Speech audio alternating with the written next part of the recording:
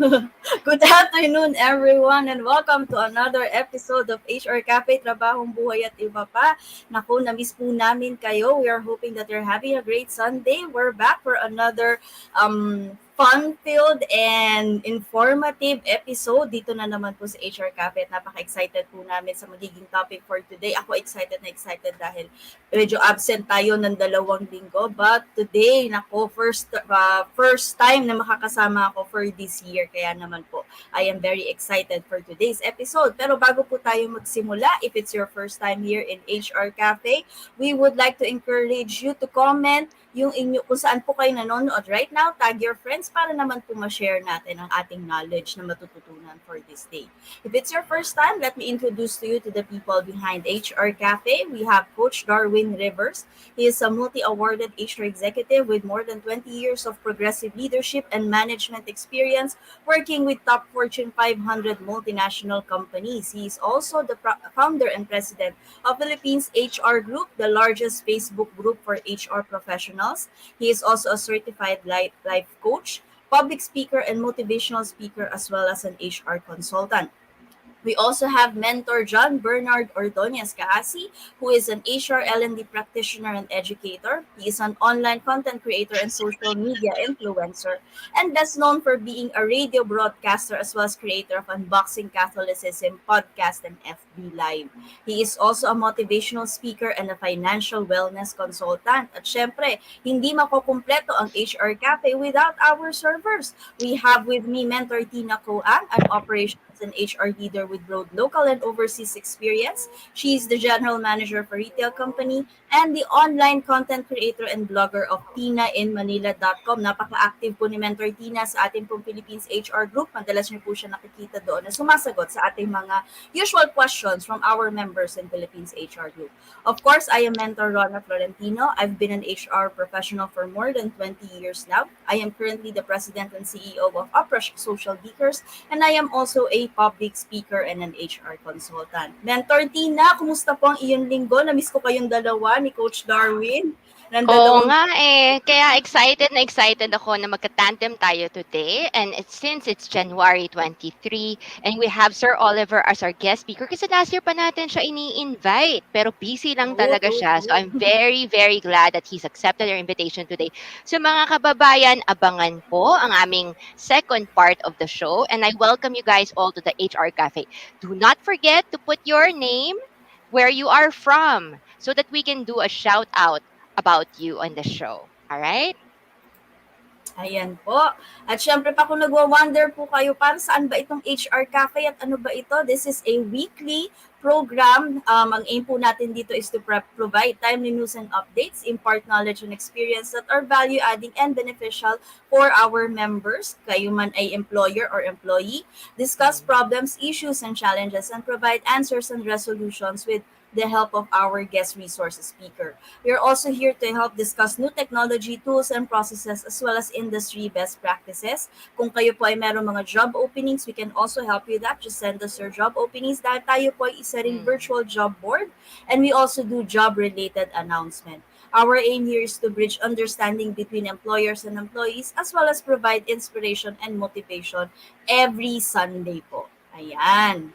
So, syempre at hindi po makukumpleto ang ating HR Cafe kung wala po ang ating wow quote for the week. At ang ating wow quote for the week is from Jerry Reinsdorf.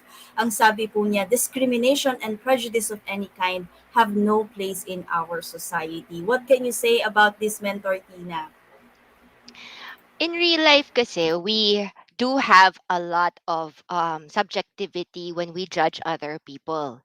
'Di ba? Pero when I look at my children, I am very much reminded na sa totoo lang, when we were young, wala naman talagang discrimination or prejudice of any kind eh. So it's actually something na tinuturuan sa ating lahat ng sosyedad. Pero kasi we're in recruitment eh, right? And then we were taught on how to identify certain markers on who to hire and who not to hire. So lumabas ang panibagong news about yung kay Pure Gold na hinihingi nila na dapat daw is college graduate yung para sa mga cashier nila at mga baggers nila. I agree it is management prerogative. But at the same time, I also agree na while you can set your, what do you call it, hiring requirements, we should still at least keep an open mind in when it comes to hiring. Kasi like even for me, some of my best hires are usually people that you would never expect. For example, we like, kasi I'm in retail, so we love hiring people who are high school graduates or grade school graduates kasi we feel na hindi ibig sabihin na college graduate ka, mas matalino ka. Okay?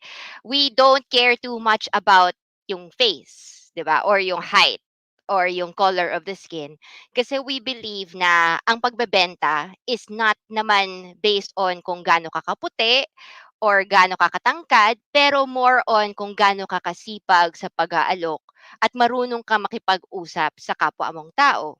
Right? At the same time, parang in the area of HR, a lot of people say na dapat ba na HR graduate or psychology graduate ka bago ka makapasok? And while some companies do request that, it is mindful na some of the best HRs do not come from the field, do not come from with an educational background of HR or psychology. One of my HR hires used to be a domestic helper from Hong Kong, 'di ba? Who parang nag-take siya ng few courses of agriculture. And sabihin natin, "Ma'am Tina, bakit mo siyang hinire?" Eh well, kasi nung tinanong ko naman marunong namang sumagot, right? Kasi it's not naman we shouldn't limit ourselves. So while it's good to have some sort of checklist in mind, lalo na, for example, ang hilig ko sa mga love, 'di ba? Lalo na, for example, mga, kunyari, may nanliligaw sa'yo, right?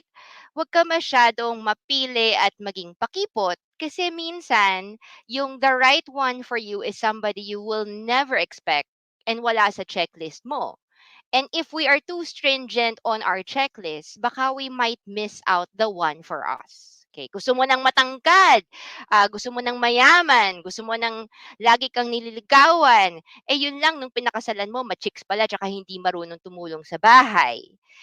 So I think it's always good to have an open mind. And while it's okay to have your own checklist due to management prerogative, it might be nice as well for us to also consider exceptions to the rule because they do exist. So mga nanonood, please, we welcome your views as well on the wow quote of the week. Do you really agree that discrimination and prejudice of any kind have no place in our society? And while we wait, Mentor Rona, your thoughts. Actually, I agree with you. Meron yang kasabihan sa mga Pilipino, 'di ba, na isang ano Mm. yan, naghangad ng kagitna, isang salop ang nawala. Sa Naku naman kakahabol ka! mo, 'di ba? Ang lalim. Sa Ang kakahabol mo lalim. na sobrang Mm. gwapo, sobrang maganda, sobrang maputi, sobrang sexy, hindi mo nakikita yung mga tao na talagang nagmamahal sa iyo or talagang Mm. nagki-care sa iyo. Ganon din sa mga sa mga aplikante, sa mga empleyado. Sa Yes. sobrang kakahabol mo nung kailangan matalino, kailangan ganito, kailangan ganito. Hindi mo nakikita na meron pala mga aplikante na they may not have the educational background that you are Mm. requiring, but they have the ability to learn, they have the Mm. ability to adapt, they have the ability to really work hard and work smart.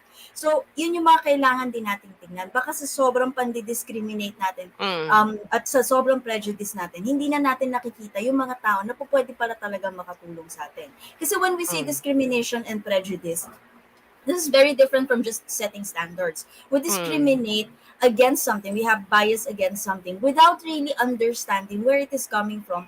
Sinasabi lang natin na ayaw natin sa kanila because we have biases against them. We don't like people Mm. na hindi marunong mag-English. Pero pag inisip Mm. mo naman, teka, ito bang position na to, does this require someone to be good at English?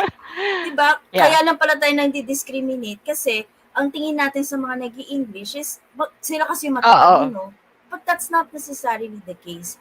And Mm. napaka-importante nitong quote na to, especially dun sa ating topic for today, when it comes to talent acquisition, kasi dito talaga maraming nagkakaroon ng discrimination and prejudice. Dito maraming mga biases. Pwede tayong magkaroon ng preferences, pero nagiging problema siya pag nagiging bias na tayo. Pag nagkakaroon Mm. tayo ng stereotyping, doon na tayo nagkakaproblema bilang talent acquisition professionals. And bilang gatekeeper, sort of gatekeepers ng company, dapat tayo yung pinaka talagang trained to be conscious whenever we have biases and whenever we have stereotypes. So I agree with the wow quote for the week. Discrimination and prejudice does not have any place in our society kasi it keeps us from appreciating what each and everyone can offer. Lahat tayo meron pwedeng i-offer eh. But when we discriminate against something, nakakalimutan natin yun na people can help us, people have something to offer to us. Mm. Ayun. Kayo po mga manonood, ano po ang masasabi niyo tungkol sa ating wow quote for the week? Ano po ang inyong thoughts about discrimination and prejudice? Lalong-lalo na po pagdating po sa talent acquisition. At habang inaantay po natin ang inyong mga kasagutan, syempre ang ating HR question of the week. Ayan, madalas itong naitatanong sa Philippines HR Group. Is there a period required in closing an administrative case via a notice of decision? Meron bang period na nire-require ang ating batas para makapag-issue tayo ng notice of decision? What do you think, Mentor Tina? Well, I'm before I answer, I'd like to greet our viewers. We have Bong Tuplano. Happy Sunday, everyone. He's number one na nag-comment. Trisha Joy says, Happy Sunday. Lisa Vargas Tapan says, Good afternoon, everyone. Lisa Tapan po from Santo Tomas, Batangas. Teresa Amor Cruz tagged her friend Jasmine Rutrualo. JB De La Cruz says, Happy Sunday, everyone. Watching live from Iloilo City. We do have Ida Laput joining us for the HR Cafe. Blessed Sunday from Quezon City. And we do have Jermaine Rio Martinez. Happy Sunday po. Jermaine Rio Martinez watching live from Angono, Rizal. I hope you can join us up until the end of the show, Jermaine. Teresa Amor Cruz introduced herself. She is an HR assistant, recruitment from Exponent Controls and Electrical Corporation. O, para ka naghahanap ng trabaho or re-recruit. We have Ernie Manuel watching from Claveria, Cagayan. I hope to visit your city in the future. Ida Laput agrees with me. Maria Christine Guzman is watching live from Puerto Princesa. And great thoughts, Rona and Tina. I've greeted everyone, so I will actually give the floor to Rona. But I do have a reminder to everyone. There is such a thing called twin notice rule. And we have the tendency to forget the second notice. Okay? What HRs like to do, mahilig tayo gumawa ng incident report and ng notice to explain. And many of us do venture as far as making the administrative hearing, which gives, bago ka magta-terminate, tama naman po, mag-schedule tayo ng administrative hearing to give the person the chance to explain. But a lot of different companies believe na they stop at that. They don't do the notice of decision. Bakit? Kasi, if you do the admin hearing, employed pa si employee. Pero once you make the notice of decision, for example, you're issuing a termination letter, parang dun mo na sasabihin na hindi na employed sa employee. And a lot of companies believe that if they write that, they might parang later on, 1 week, 2 weeks, 3 weeks later, makakuha sila ng isang love letter from Dole, parang contesting that letter of termination that they just sent. Totoo yun. That's true. A lot of people, they don't write the second notice kasi they're afraid that this will happen. So sa akin, please note na pag hindi pa kayo nagsusulat ng notice of decision, employed pa si employee sa inyo. So it might be a good defense. You might say, hey, hindi ko pa siya na-terminate eh. Admin hearing pa lang naman kami. But at the same time, it is not, you're not following the due process of issuing the twin notice if wala kayong notice of decision.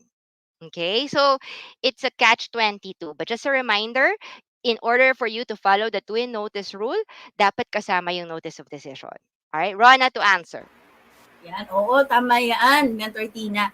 Tapos, i-remind din natin ha, yung notice of decision yun, nandun yung actual decision, nandun yung actual disciplinary action. So, without that, wala pa talagang nai-implement na disciplinary action. Now, ito yung ano ko dyan, analogy ko dyan. Excuse me. Pag kayo ay napasok, kasi tandaan natin ha, ang disciplinary action, ang main goal niyan is to correct the behavior. Now, to correct the behavior, you need to connect the penalty with the action. Sa yung mga psychology graduates, alam niyan, stimulus response. Ngayon, Sabihin natin, let's say you are cooking something. Nagluluto ka, kumukulo. Mm. Mm. Nahawakan mo yung stove or yung pinaglulutuan mo, aatras kagad yung kamay mo. You know that napasok ka kasi mainit yung pinaglulutuan.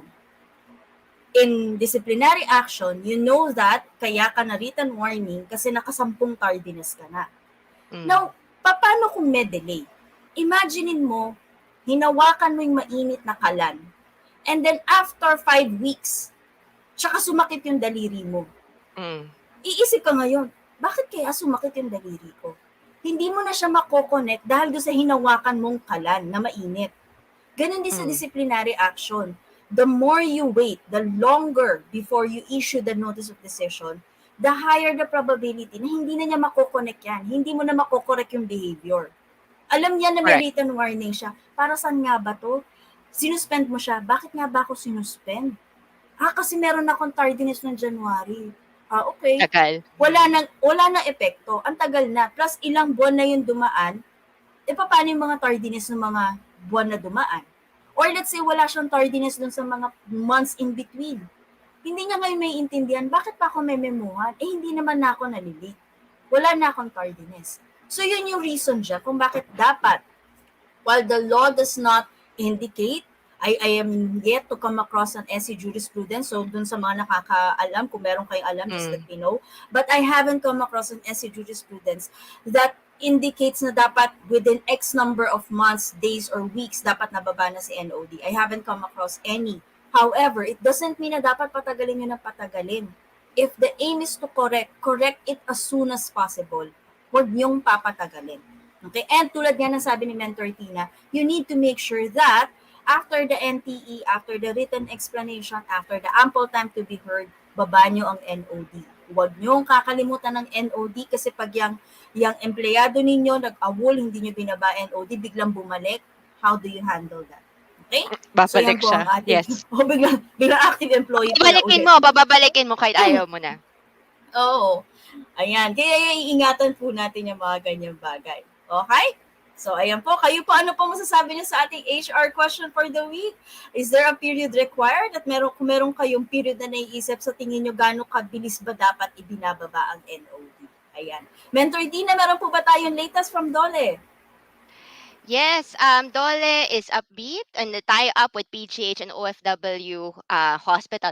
Ano na to, last week na po natin nasabi na to na Secretary Bello has already said that there is a tie-up between Dole na at saka with PGH. So everybody knows about this already. And ano lang, dagdag lang, I'd like to caveat, Dole has what you call the Dole Camp.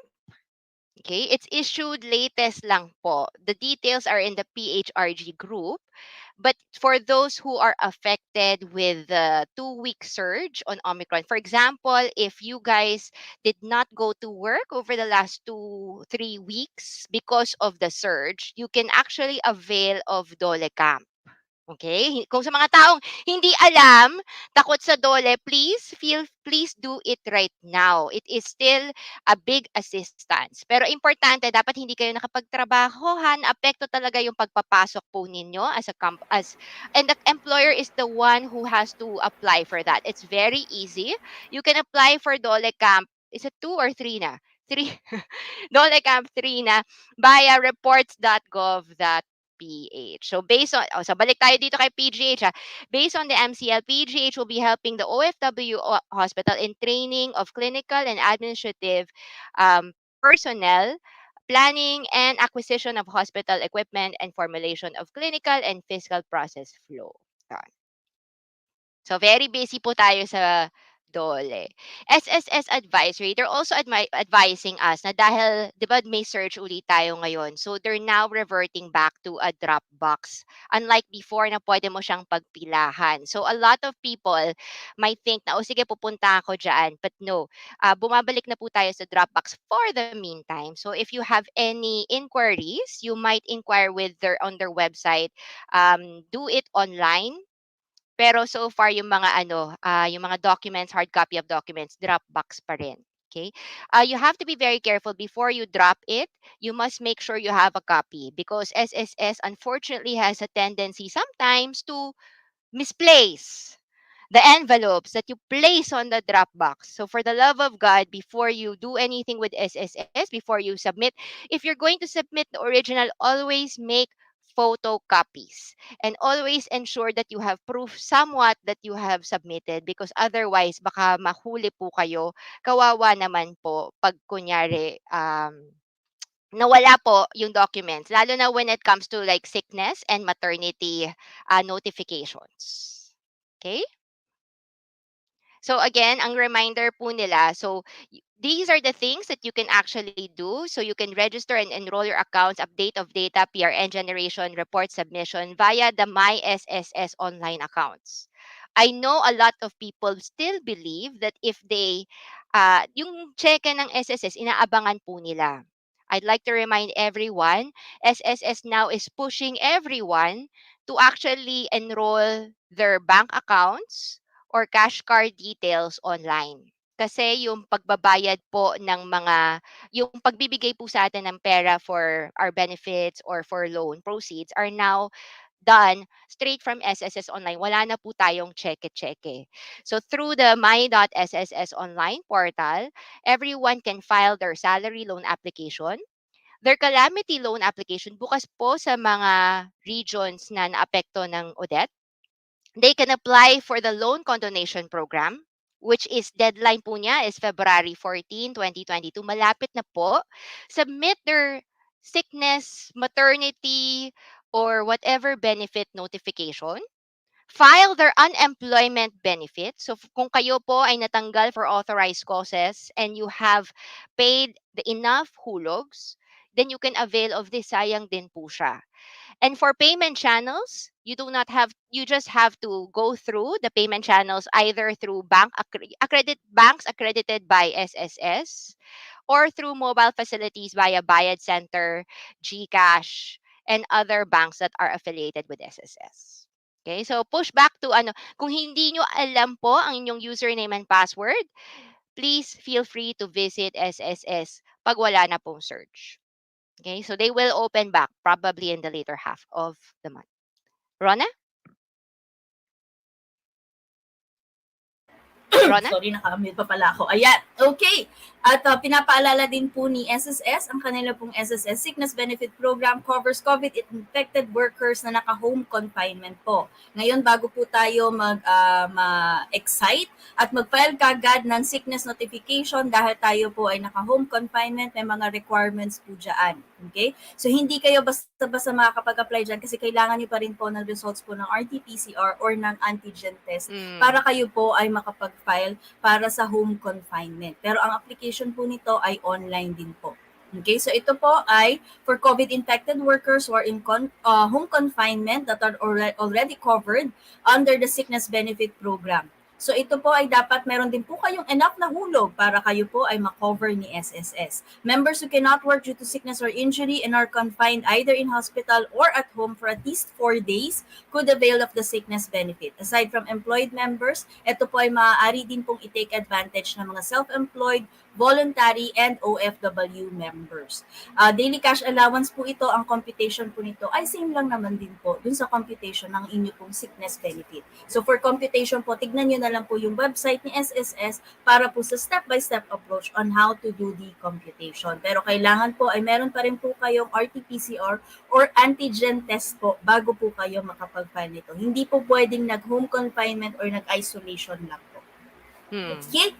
Ayan. At pinapaalala din po ni SSS, pag kayo po ay magsiseparate ng mga empleyado, guys, hindi nyo na po kailangan ng R1A. Sa PRN na po mismo po pwede po kayong mag-separate from there. So ito po ay in-issue po nila last January 14, 2020 lang po. Separated employees can be removed from the list when you prepare the monthly PRN or payment reference number. I-encode nyo lang po yung effective date of separation doon po sa PRN facility po ng my.sss. Kung hindi niyo po alam kung paano gagawin niya, punta lang po kayo doon sa tab na nakalagay payment reference number, click niyo po yun doon, and then i-cancel niyo po kasi usually yan generate na kagad ni SSS yung PRN. Cancel niyo lang po muna yun, tapos tagay niyo lang na you need to edit the details, and then once you have access to the list, of employees, dun nyo po siya po pwedeng i-separate. So, separated employees that can be reported using the PRN are those who are currently separated doon sa applicable month. Unreported separated employees for the past 2 calendar months. So, kung meron po kayong separated employees na 3 months ago, 5 months ago pa na separate, hindi nyo po magagamit si PRN dyan. Doon po kayo Mm. magka-R1A. Ang i-accept lang po ni PRN are those who are separated for the past 2 calendar months immediately preceding the current or the applicable month. Yung pagre-report po ng separated employees using R1A will be discontinued at hindi na po yan i-accept po ni SSS para po doon sa number 2, doon sa binanggit po nating dalawa. Okay, effective date of separation po na nakalagay sa PRN facility ang gagamitin po ni SSS para po i-determine kung covered pa ba sila or hindi at para din po dun sa inyong contribution collection list. So yan po yung pinapaalala ng SSS under SSS Circular 2022-001. PRN na lang po ang kailangan nyo po. Okay? Yung mga past na mga empleyado nyo, dapat na ano nyo na yan dati, na separate nyo na yan dati. Okay? At si Pag-ibig naman po ay pinapaalalahanan po kayo kung wala pa po kayong Pag-ibig Loyalty Plus or Pag-ibig Loyalty Card, this is the best time to apply for the card dahil meron po kayong 10% discount on generic medicines from Mm. Generica Drugstore. Marami pong ino-offer na discount po actually ang Pag-ibig Loyalty Plus card. This also acts as an ATM, so po pwede nyo rin po siyang gamitin bilang bangko. So kung kayo po ay hinahihirapan mag-open ng account, yung inyo pong Pag-ibig Loyalty Plus ay actually pwede nyo gamitin. Meron po kayong 10% discount on generic medicine, minimum purchase of 500 pesos required po. Or 5% discount po kung kayo naman ay merong at least 300 pesos na purchase sa Generica Drugstore. Kailangan nyo lang po ipakita ang inyong Pag-ibig Loyalty Card or Pag-ibig Loyalty Plus Card. Meron pong listahan ang Pag-ibig ng kung ano-ano pa pong mga discounts ang po pwede nyo makuha. Punta lamang po kayo sa kanila pong website. Para po sa karagdagang detalye tungkol po sa discount na ino-offer ng Generica Drugstore, punta lang po kayo sa pag-ibig.gov.ph/generica-drugstore.pdf. Ayan po. Makikita nyo po doon sa naka-flash po ngayon yung link na kailangan nyo pong puntahan. Pwede rin po kayong dumiretso sa website ng pag-ibigfund.gov.ph. Ayan. So ngayon pa lang po, inaanyayahan na po namin kayo na mag-member or kumuha na po na inyong Loyalty Card Plus. Si PhilHealth naman po, ang paborito nating government agency, nagpapaalala po sila kung kayo po ay hindi nyo po ma-generate ng inyong statement of account. Check nyo po yung mga details nyo po, mga employers, kasi baka wala po kayong naka-encode na monthly income. Pag wala pong naka-encode, hindi po ma-generate yung inyong statement of account. So puntahan nyo lang po yung remittances monitoring, doon nyo po makikita yan. Check nyo po kung naka-encode po yung inyong mga empleyado ay tama ang kanilang sweldo na nakalagay para po tama din yung ma-generate na statement of account. Pag hindi po kayo makapag-access, punta po kayo sa memberinquiry.philhealth.gov.ph/member para alam nyo po kung anong gagawin. Or you can also call their hotline 0921-630-0009. Meron din po silang Facebook page at Twitter para po kung meron po kayong mga katanungan. Pag wala po kayong payment management sa inyong account, maaaring hindi po updated ang inyong PhilHealth membership record or hindi nakadeklara again ang buwan ng kita or ang monthly income ng mga empleyado ninyo. So make sure po na updated po yan para po hindi kayo magkakaroon ng problema sa pag-generate ng inyong SPA, pati na po sa pagbabayad nito dahil online na po si PhilHealth. Okay. Kung hindi niyo naman po ma-access ang online payment ng PhilHealth Member Portal, tandaan po natin na ang online payment portal po ay magagamit lamang ng mga self-employed members. Dun sa mismong portal po ng PhilHealth po pwede po kayo magbayad. Pag kayo po ay mga employers, i-redirect po kayo sa kung nasaan man po or kung ano man po yung pinili nyo na payment channel. So you can pay over the counter, you can also pay using your online bank account, at may mga iba pa pong mga options na binibigay doon for the employers. Kailangan nyo po munang piliin para mag-generate si PhilHealth ng link kung saan po kayo po pwedeng magbayad. Okay? Pero para sa mga self-employed po, diretso po yun. Okay? Yan po. Okay. Kung hindi po kayo sigurado kung PhilHealth ID at ang MDR nyo ay Authentic po at hindi peke. Pwede po kayo actually mag-download ng MDR nyo straight from the PhilHealth website. Huwag na po kayo makipag-deal pa sa mga third party dahil ang PhilHealth ID po at ang MDR ay libre, walang bayad at maaari pong makuha sa inyo pong account po sa PhilHealth. Ang PhilHealth po ay nagbibigay ng access ng personal account. So punta lang po kayo doon sa online services nila. Pwede po kayong mag-generate ng sarili nyo pong MDR from there pag meron po kayong account. Hindi kailangan ng fixer, hindi kailangan ng third party or kung sino pa man na babayaran ninyo para kayo po ay makakuha ng inyong MDR or ng inyong pong PhilHealth ID. Ayan po. At pinapaalala rin ng PhilHealth, meron po sila mga ino-offer na benefits para po sa mga na nag-suffer po from COVID-19. So kung kayo po ay nagkaroon ng COVID, meron pong coverage si PhilHealth for testing, home and community isolation, inpatient care as well as vaccine injury compensation. Malaking tulong po ito sa inyo, so make sure po na updated po inyong pagbabayad sa PhilHealth. Huwag niyo pong kakalimutan yan dahil medyo malaki din po ang magiging discount niyo po or mambabawas po sa inyong bill pag kayo po ay covered ni PhilHealth. So yaan po ang kanilang mga coverage right now. Makikita niyo rin po ito sa website po ng PhilHealth at sa kanila rin pong Facebook page. Ayan. Mentor Tina, ano po masasabi mo sa ating mga sponsors? We do have El Puerto Marina as a very wonderful sponsor of the PHRG group and the HR Cafe for people who are interested to have an option for team building or para mag-relax. They can actually contact El Puerto Marina and just tell them that you are a PHRG member para kayo po ay mabigyan ng discount po. There. Next. Okay, we also have the discount for what do you call it? We have B next. We have people ano yun, people matters to have we do have discounts for people matters. So 25% discount. So for those who are interested in availing of their services, please feel free to look at the discount code for PHRG members here. People Force is also an HRM system that provides recruitment, payroll, HRIS services. And if you do want to have a 2-week free trial, you can contact them and inform them that you are a PHRG member so that they can give you that assistance. So actually marami tayong mga benefits as a PHRG member. So I do suggest na parang at least for us, may visa po talaga na pagkasama po tayo sa grupo. Next. I'm a big fan of MaxiCare. They do offer the Prima Silver and Prima Gold.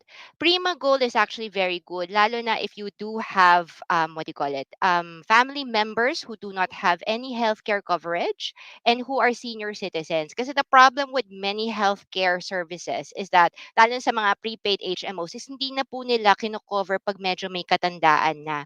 So with this Prima Gold, you do have a bit of parang security and protection to know that your senior citizen loved ones have unlimited telemedicine, teleconsultation if you do have the Prima Gold prepaid card. And lastly po, thank you everyone. If you do have any questions, feel free to contact myself, Mentor Rona, Coach Darwin, and Kuya Burns.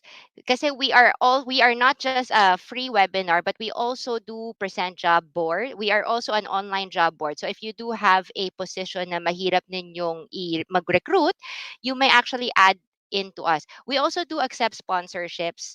And if you are interested in promoting your product or services at the HR Cafe at magkatugma po ang ating advocacies, please feel free to contact all of us. And for now, for our highlight, we do have our special guest. I am very, very pleased to introduce our special guest, Sir Oliver Requilman. Okay? His friends and family call him Liv, and he has 2 decades of experience in people management and HR leadership. He has been awarded and recognized by different organizations for his contributions to the continuing development of the HR profession. That is very, very humble, a very humble introduction because Sir Oliver is very much respected in the HR field, and he will be talking to us about this discrimination, pitfalls during talent acquisition. Sir Oliver, welcome to the HR Cafe.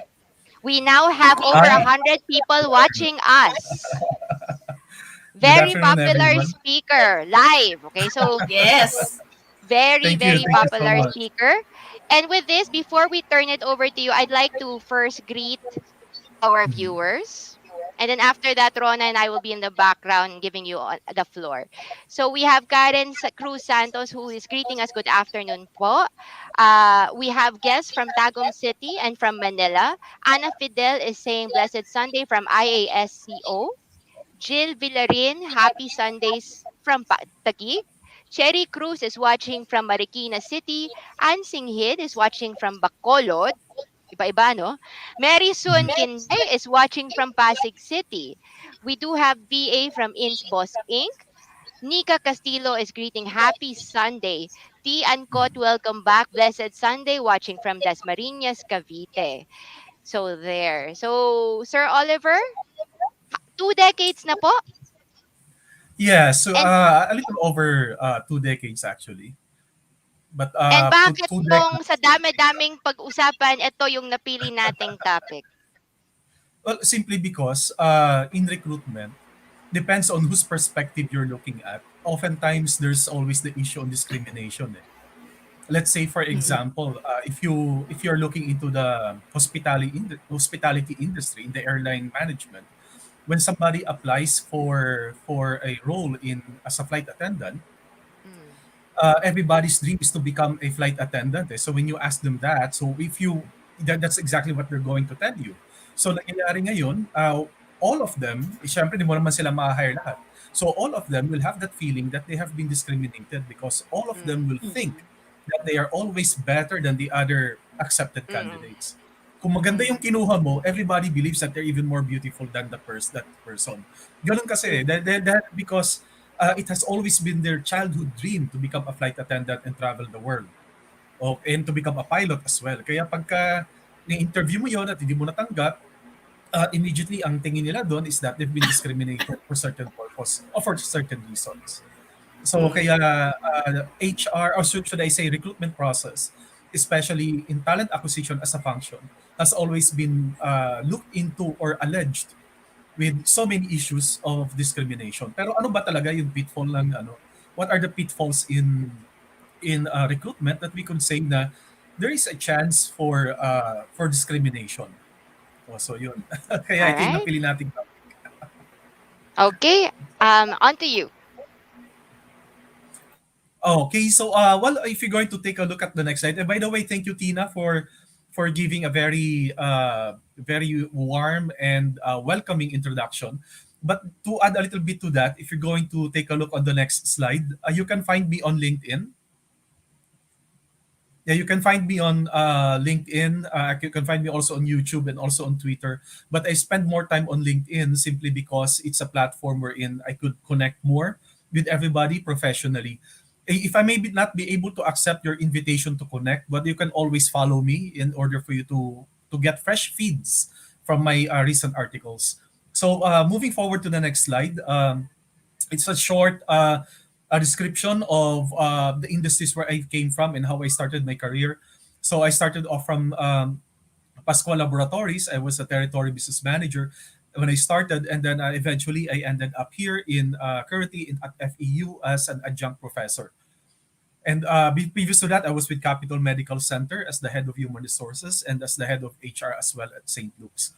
So my educational background can be uh, described also on the next slide.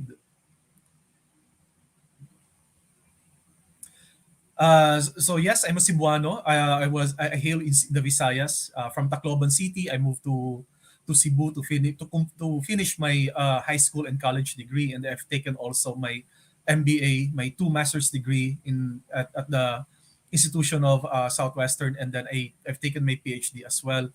But after that, I got a scholarship offer program at INSEAD for an executive education, likewise also at AIM.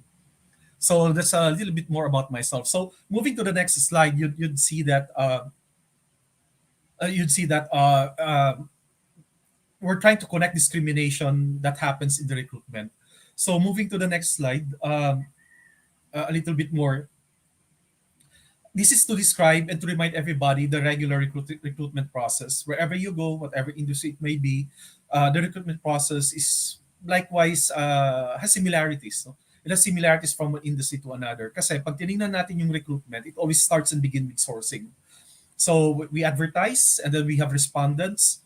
Respondents patawag natin doon when somebody respond to a job ad. So the moment you start screening them, then they become yields.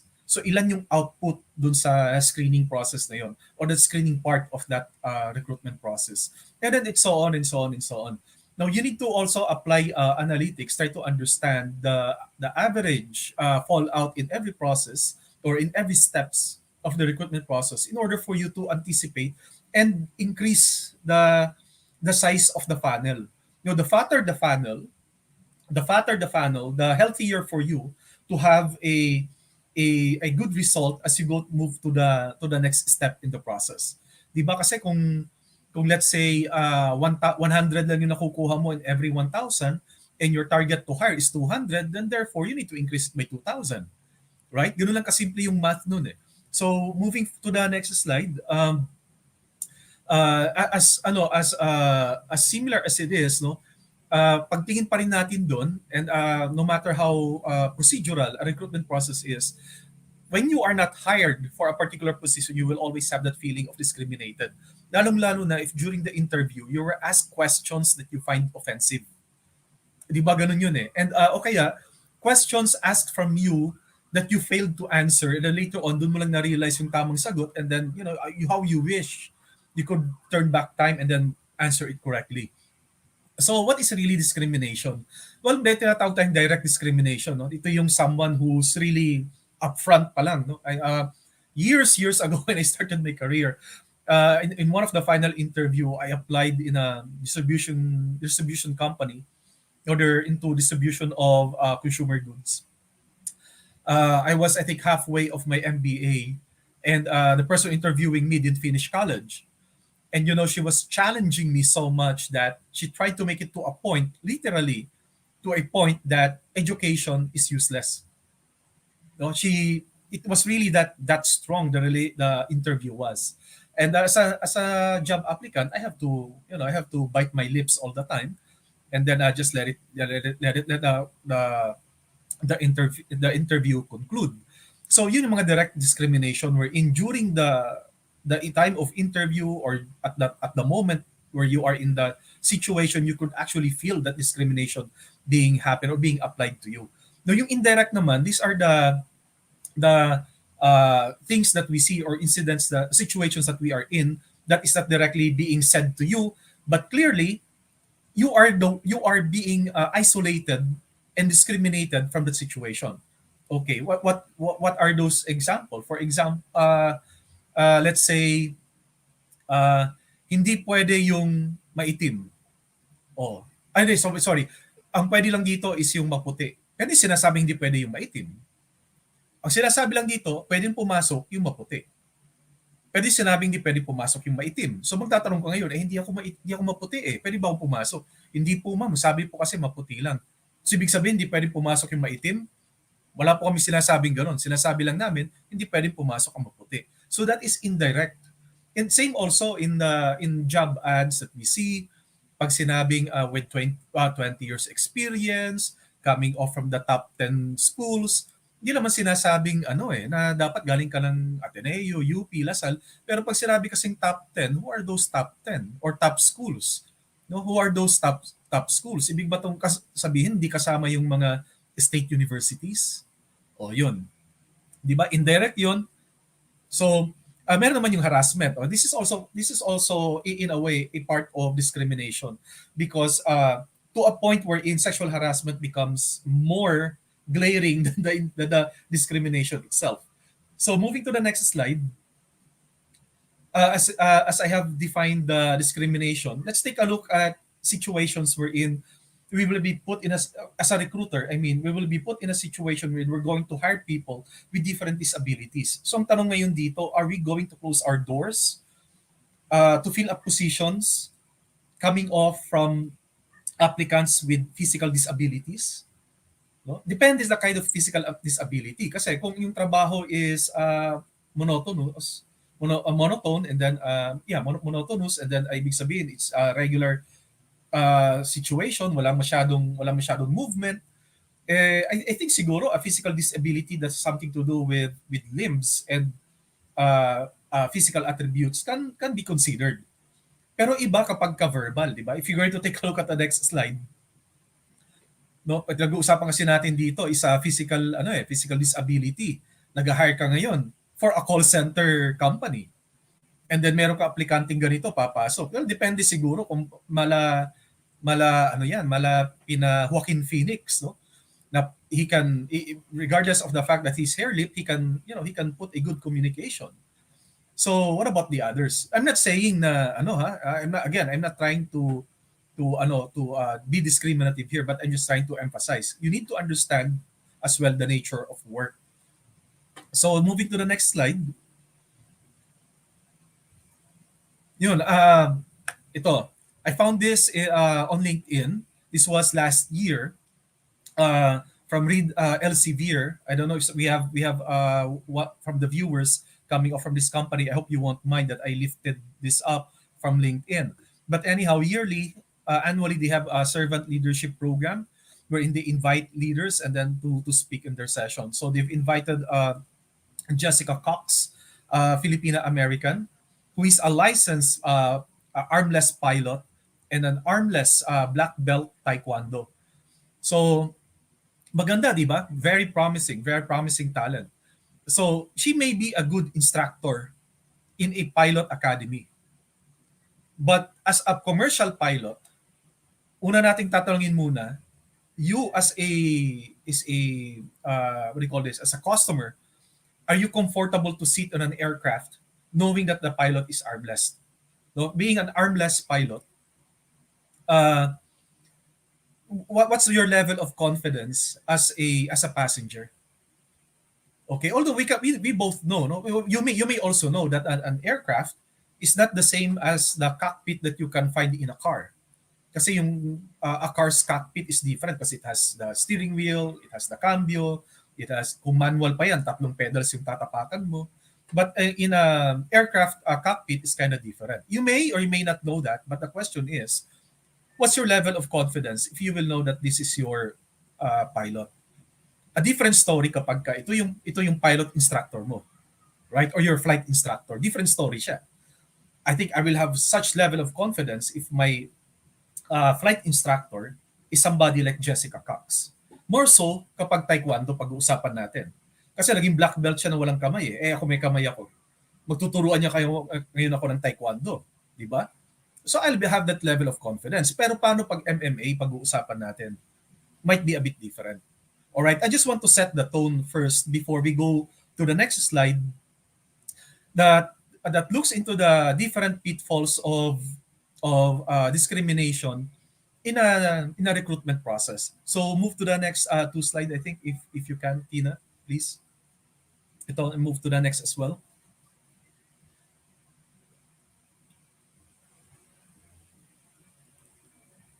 Yeah, there's another one.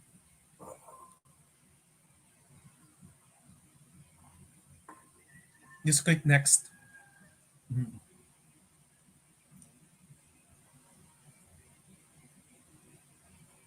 Oh, it hang. So, anyway, so as I try to describe the discrimination or alleged discrimination in a recruitment process, dito yung isa dito yung sa job ad, how we write job ad. You know, years ago, actually it's not even too long ago, job ads were written more to as if written like a job description.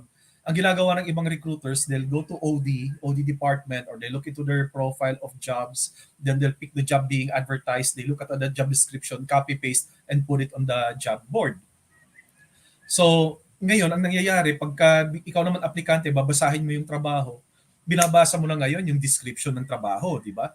And then on the bottom part is the job qualification. The job qualification, again, is also attached to the template of the job description. Nawawala na ngayon dito yung connection ng job and to the interest of the applicant. So pag binasa mo ngayon yun, kasi direct yung pagkakasulat ng job qualification that will support the job description, as most companies do. Pag binasa mo yun, feel mo, indirect discrimination kasi baccalaureate degree. Associate degree lang naman ako. Ay, may preference, may nakasulat. Preferably with MBA. Although hindi naman siya kinakailangan talaga ng MBA, but the fact that the word says preferably, ibig sabihin sa 100 na mag-a-apply at ako lang doon ang walang MBA, hindi ako matatanggap. Hindi ako ma-screen. Right? Tina, how am I good? Am I doing good? Sorry. Am I still good on your end? How am I doing? Hindi ko kasi marinig yung sarili ko eh. Oh, okay. Thank you. So, I'm still doing good. Good to know that. So, di ba? Kaya, pagka nakikita na ngayon ng mga aplikante yon, preferably, ibig sabihin, hindi talaga siya matatanggap. O kaya, basic educational requirement, associate degree / baccalaureate. Ano ba talaga? Associate degree, a 2-year program, or a baccalaureate degree? Tapos pag tinignan mo yung job description, ito yung talagang gagawin ng isang tao, no? When we write job description in a job ad, it should be the summary of the job. Yun, to make it attractive to job applicants to search and to really read and look at the job that you have posted. And when you look at the job qualification, you have to be specific. Avoid mga conditional terms. Conditional meaning parang merong if you will be ganito, matatanggap ka. Yung mga conditional na ganun, you have to take it out. Go direct to the point. If the job requires an MBA, then it's okay. Put MBA there rather than putting preferably. Diba? Kasi you are discriminating already people who do not have MBA or probably they only have units in MBA. Right? Then put MBA there. Pero make it sure that the requirement of the job qualification supports the subscription to the job description. Kasi yun ang summary of the job that the job can best be delivered if somebody in the position has MBA. Okay? Huwag ka lang maglalagay ng, ito ulit sabi ni Tina kanina, bagger, tapos graduate of 4-year degree. Well, okay, maybe if I'm the head of the human resources of that organization, my best explanation would be because succession planning. In order for you to become a manager, it's best that you have basic knowledge on the lowest position, which is a bagger position, and best also if you are already qualified to be in the position of manager. Question now is that look into your demographics if your current demographics supports that claim. No, ibig sabihin, marami bang mga managers ngayon sa organization nyo na walang college degree at talagang nag-start as bagger? Kasi kung wala, if that is not non-existent, and not existing yet, then medyo something is off. No?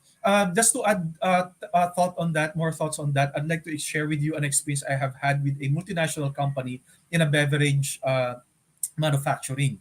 Now, yes, at that time we were hiring for top graduates in particular set of schools, and we used to call them Tier 1.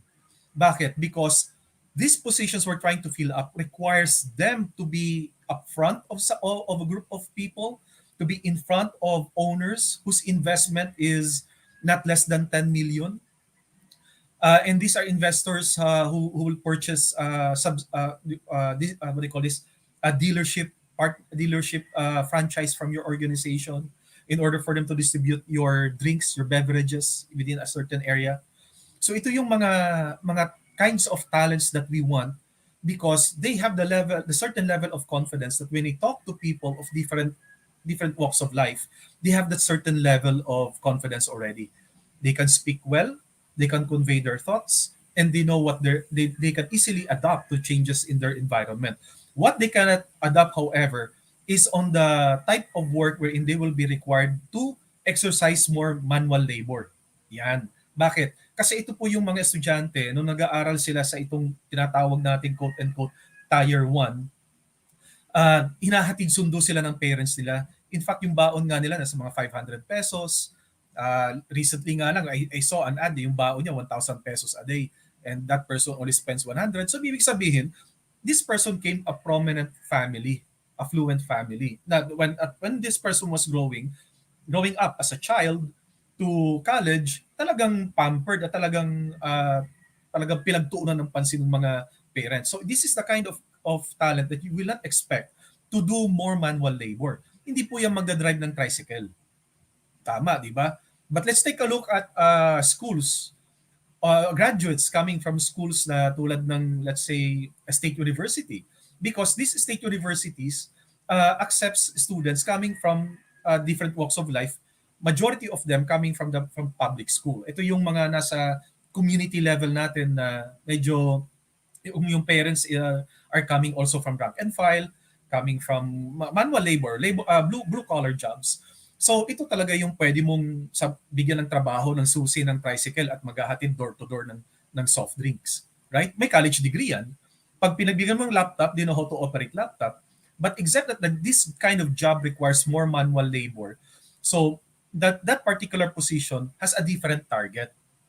O kaya sinasabi ko parati is that when you try to create your job ad, take a look at the how the job should be delivered.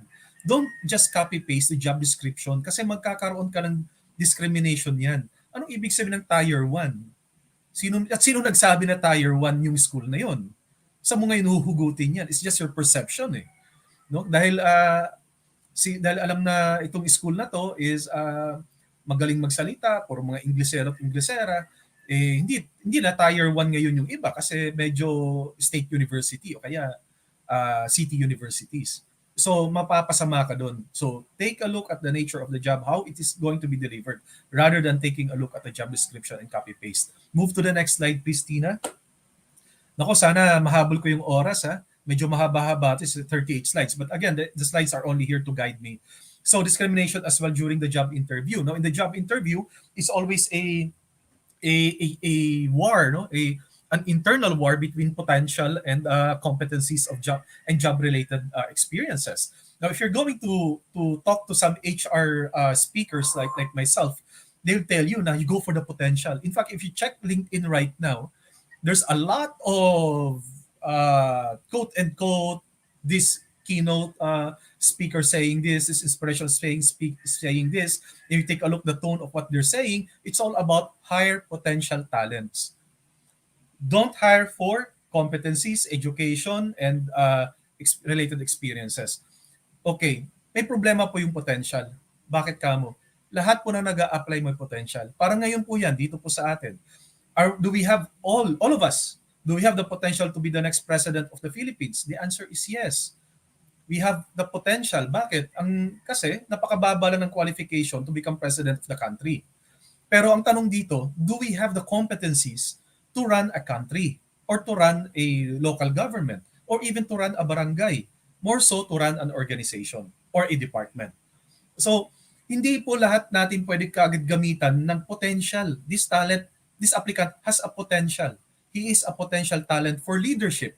Ayun masama dun eh. For leadership. But the position you're trying to fill up is already for leadership. Existing na siya ngayon. Di ba? Yung tinitingnan mong potential, papunta pa lang tayo doon. Okay. So, when you conduct job interview, look for related experiences. Ito rin yung kasi yung medyo nagkakaroon tayo ng problema because when you ask for situational questions, then you're looking for exact answer to the question that you are trying to the situation that you are trying to fill up. Kaiba po yan. Para po yan sa basketball at sa volleyball. Kung basketball player aplikante and the position they're trying to fill up is for volleyball players or a captain of volleyball team, take a look at how this person was at the time when he was a team or a captain of the basketball team. So syempre, dahil experience is basketball, yung experience na i-share niya sa iyo based on those questions is related to basketball. Right? Tapos ikaw na ngayon yung mag-fit in ng dimension na yon with all the questions based on 4 dimensions you're trying to measure. Then you just try it and adapt it to the position of for volleyball. After all, pag sinabing kapitan ng isang team captain, regardless of what kind of sports that may be, it's still team captain. Right? So, if this person is coming from BPO and the position trying to fill up is position for manufacturing, but yet both are in manager position, meaning the right to fire and hire function, then that's how you're going to match that person's experience to the position you're trying to fill up. Hindi yung sasabihin mo kaagad na, you're very smart, but the position that we're trying to fill up is for this And this is exactly what we're looking for. Kasi kung ganun rin lang, doon pa lang sa sourcing, hindi wag mo na siyang tawagan kasi BPO siya eh. And the position you're trying to fill up is manufacturing. So the candidates you're going to screen should be coming from manufacturing. Huwag mo na sayangin yung oras niya na mag-file ng vacation leave. And sasayangin din yung oras mo. Kasi kung yung aplikante, ginanon mo ko, definitely discrimination ginagawa mo sa akin. Ba't mo pa ako tinawagan para pahiyain lang ako, right? So move to the next slide. Yeah, so ganun din. Going to the same also go to the job interview, discrimination in job interview. When we look at the profiles candidate's profile and culture fit, and then against your preferences ng manager, especially you, parang nagkakaroon ng mismatch, di ba? Kaya sinasabi ko parati, whenever I conduct learning sessions and trainings, especially in recruitment, I always make it to a point that you, as a hiring manager, should have a list of questions that you're going to ask. Huwag yung bubunot ka lang sa ere at ibabato mo doon sa aplikante. Hindi po pwedeng ganun. Pwede lang po yan kapag ang plataforma po natin is plataforma for presidentiables. Pwede po yan. Pero pag job interview for a certain position, huwag po yung bubunot ka lang kung saan-saan at ibabato mo sa aplikante. Come up with a list para the same questions will be asked on the next candidate. And then it will arrive you to a better decision of who amongst the 10 candidates you're going to select as the final candidate. Right? Tapos, doon mo lang i-match doon sa culture fit. O second, tingnan mo na yung culture fit nga niya. Now, when we say personality of the person at the time the test was taken. O kasi nagbabago-bago tayo ng pakiramdam eh. Nagbabago-bago tayo ng mindset, babago tayo ng paradigm. So probably the person, when he took that exam, was coming off from a different mindset, was a different paradigm, different feelings.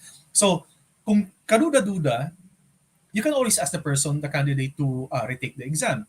Best yet, the questions that you're going to ask should also subscribe to the result of the personality exam. Oo. Can you validate blah blah blah? I mean, can you set an example ganun, this and that. Para maliwanagan ka kung bakit ganun yung result ng personality test niya. So, taking a look on the next slide, it's also related to the next slide. This is 7 pitfalls, pitfalls in recruitment process. So, dito tayo naman sa medical exams or pre-employment requirements. Meron ka ngayong BMI. Okay, body mass index. Ito yung madugo sa karamihan nito nag-a-apply ng BMI not understanding what's the purpose of BMI. All right, to add more context on that. We in HR should only apply BMI if your company benefit says walang ceiling for any types of illnesses.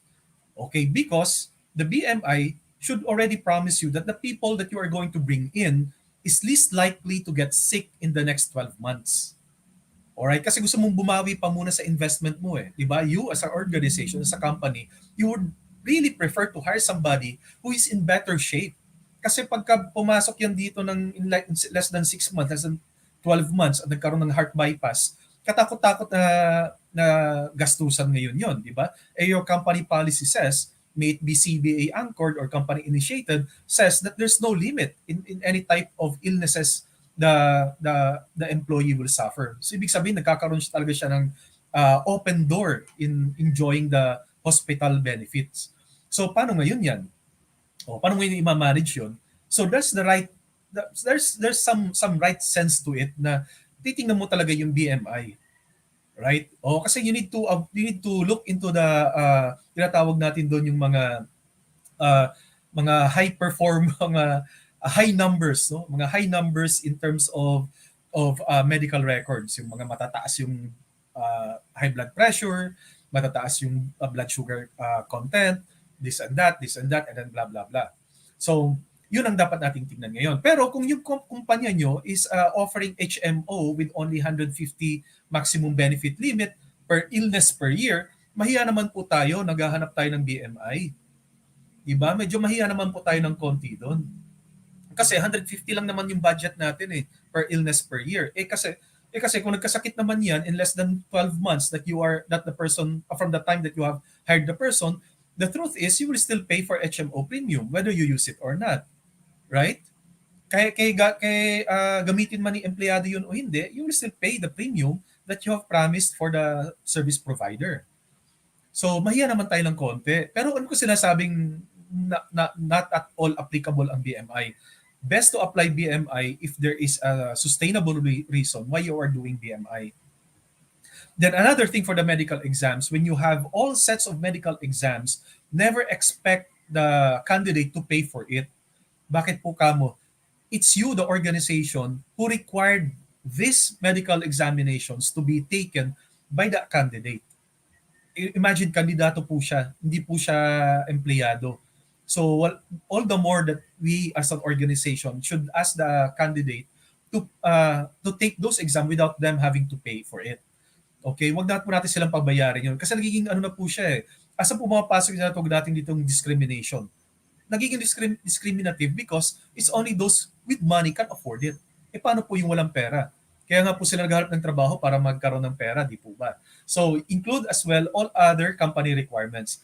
It's okay to have a certain list of company requirements for pre-employment. But between NBI clearance and police clearance, I think your company should decide which is heavier and which is more sensible between NBI and police clearance.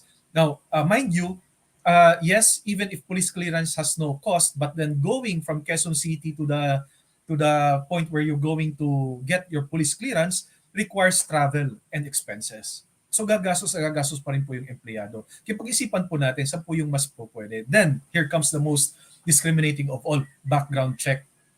All right. When we take a look at the background check and your organization is engaged into financial services, then it is sensible to consider high risk in credit rating. Kasi ibig sabihin nito, itong taong to pala utang and your organization now is engaged in financial services, meron siyang access to cash. May access siya ngayon to cash. So anong mangyayari ngayon doon? Baka magkaroon siya ng integrity issue, baka magkaroon siya ng internal conflict by himself, no, wherein his values will be challenged kasi he will be looking at cold cash in front of him, and then at the back of his mind there's pressure to pay certain set of credit cards. Now, don't take it as it is, because you have to also take it with a grain of salt, because not everybody with utang is pala utang. Hindi po ganun po yun. Imagine this, we are in pandemic, we just celebrated 2 years. Now, I remember at the time of ECQ, at the height of ECQ, marami pong problema sa credit card because we end up maximizing our credit card behind the fact that we will also lose our jobs, and I am also one of them. I'm coming in clean to everybody that I also have been delinquent with my credit card bills. Pero that's how it is eh. So when you take a look at that's how it is. I mean, we're in pandemic, that's what I'm trying to say. So when you take a look at the background check and the credit rating says that it's high risk, try to validate it first with the candidate. Ano ba yung gastusan niya? Nagkaroon siya ng negative credit rating or negative, should I say, high risk negative rating pagdating sa credit bureau. So para maintindihan natin ng mahusay. Ngayon, applying the same method, background check, pupunta ka ngayon doon sa organization where the person was used to be working. Now, mind you that this position that you are trying to fill up is leadership. For example lang, leadership, di ba? And then yung taong kinonsider mo for that position is also a leader in another organization. Expect that there will be vengeance and vindication. O ibig kong sabihin dito, yung quality of the background check will depend now on the person answering your call. Kapag kayan ay yung taong yung sumagot sa tawag na yon ay yung taong bottom line of the team, of that person's team, syempre gaganti siya ngayon. It's an opportunity for him to be vindicated. Gaganti siya ngayon. So ibabagsak niya yung taong nag-a-apply sa iyo. Pero paano pag kumare niya? Di mas larong ibebenta, no? Opposite naman yung gagawin, ibebenta ng sobra-sobra para ikaw naman na nagba-background check, ang ganda ng feeling mo, you found the right candidate, and sasabihin mo ngayon kay hiring manager, potential.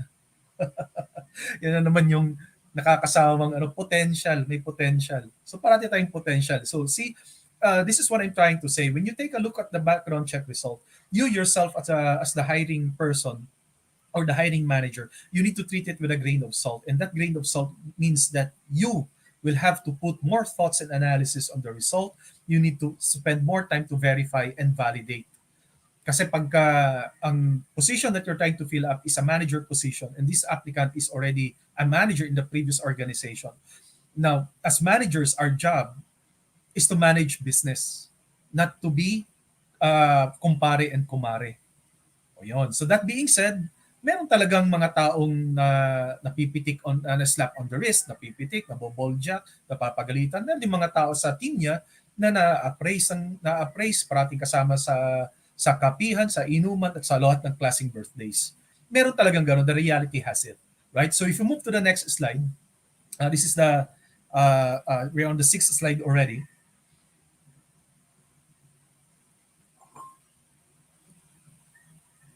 Okay, ito naman din yung discrimination also in salaries. Marami nagsasabi dito na unfair yung pagkakabigay ng sweldo kasi ako as an applicant, I came from a state university. Yung kasabayan kong nag-apply came from quote-unquote top tier school. Kaya maganda yung offer sa kanya. Well, you have to take it again with a grain of salt. You as the HR head or in recruitment, best to max your budget for positions that is considered to be leadership position or that are considered to be managerial level.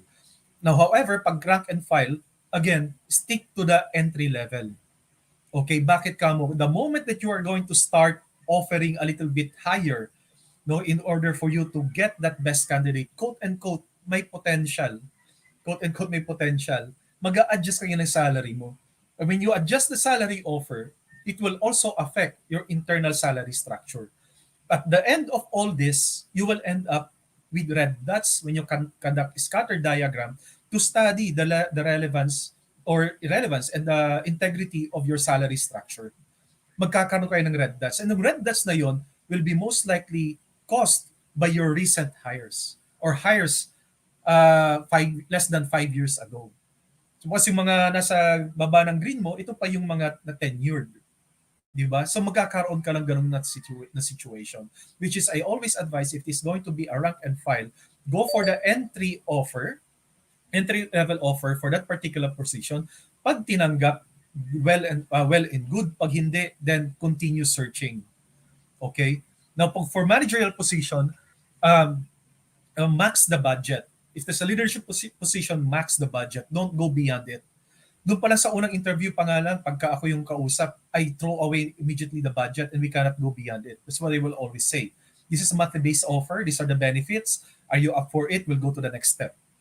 Kasi I do not want candidates during the pre-screening phase pa lang, later on realize that they just wasted their time. And then they're going to say bad things, not just about me, but the organization that I represent.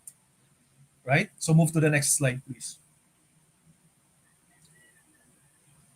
Alright, so ito naman yung related also sa job interview, no? The nature of how the interview is being conducted.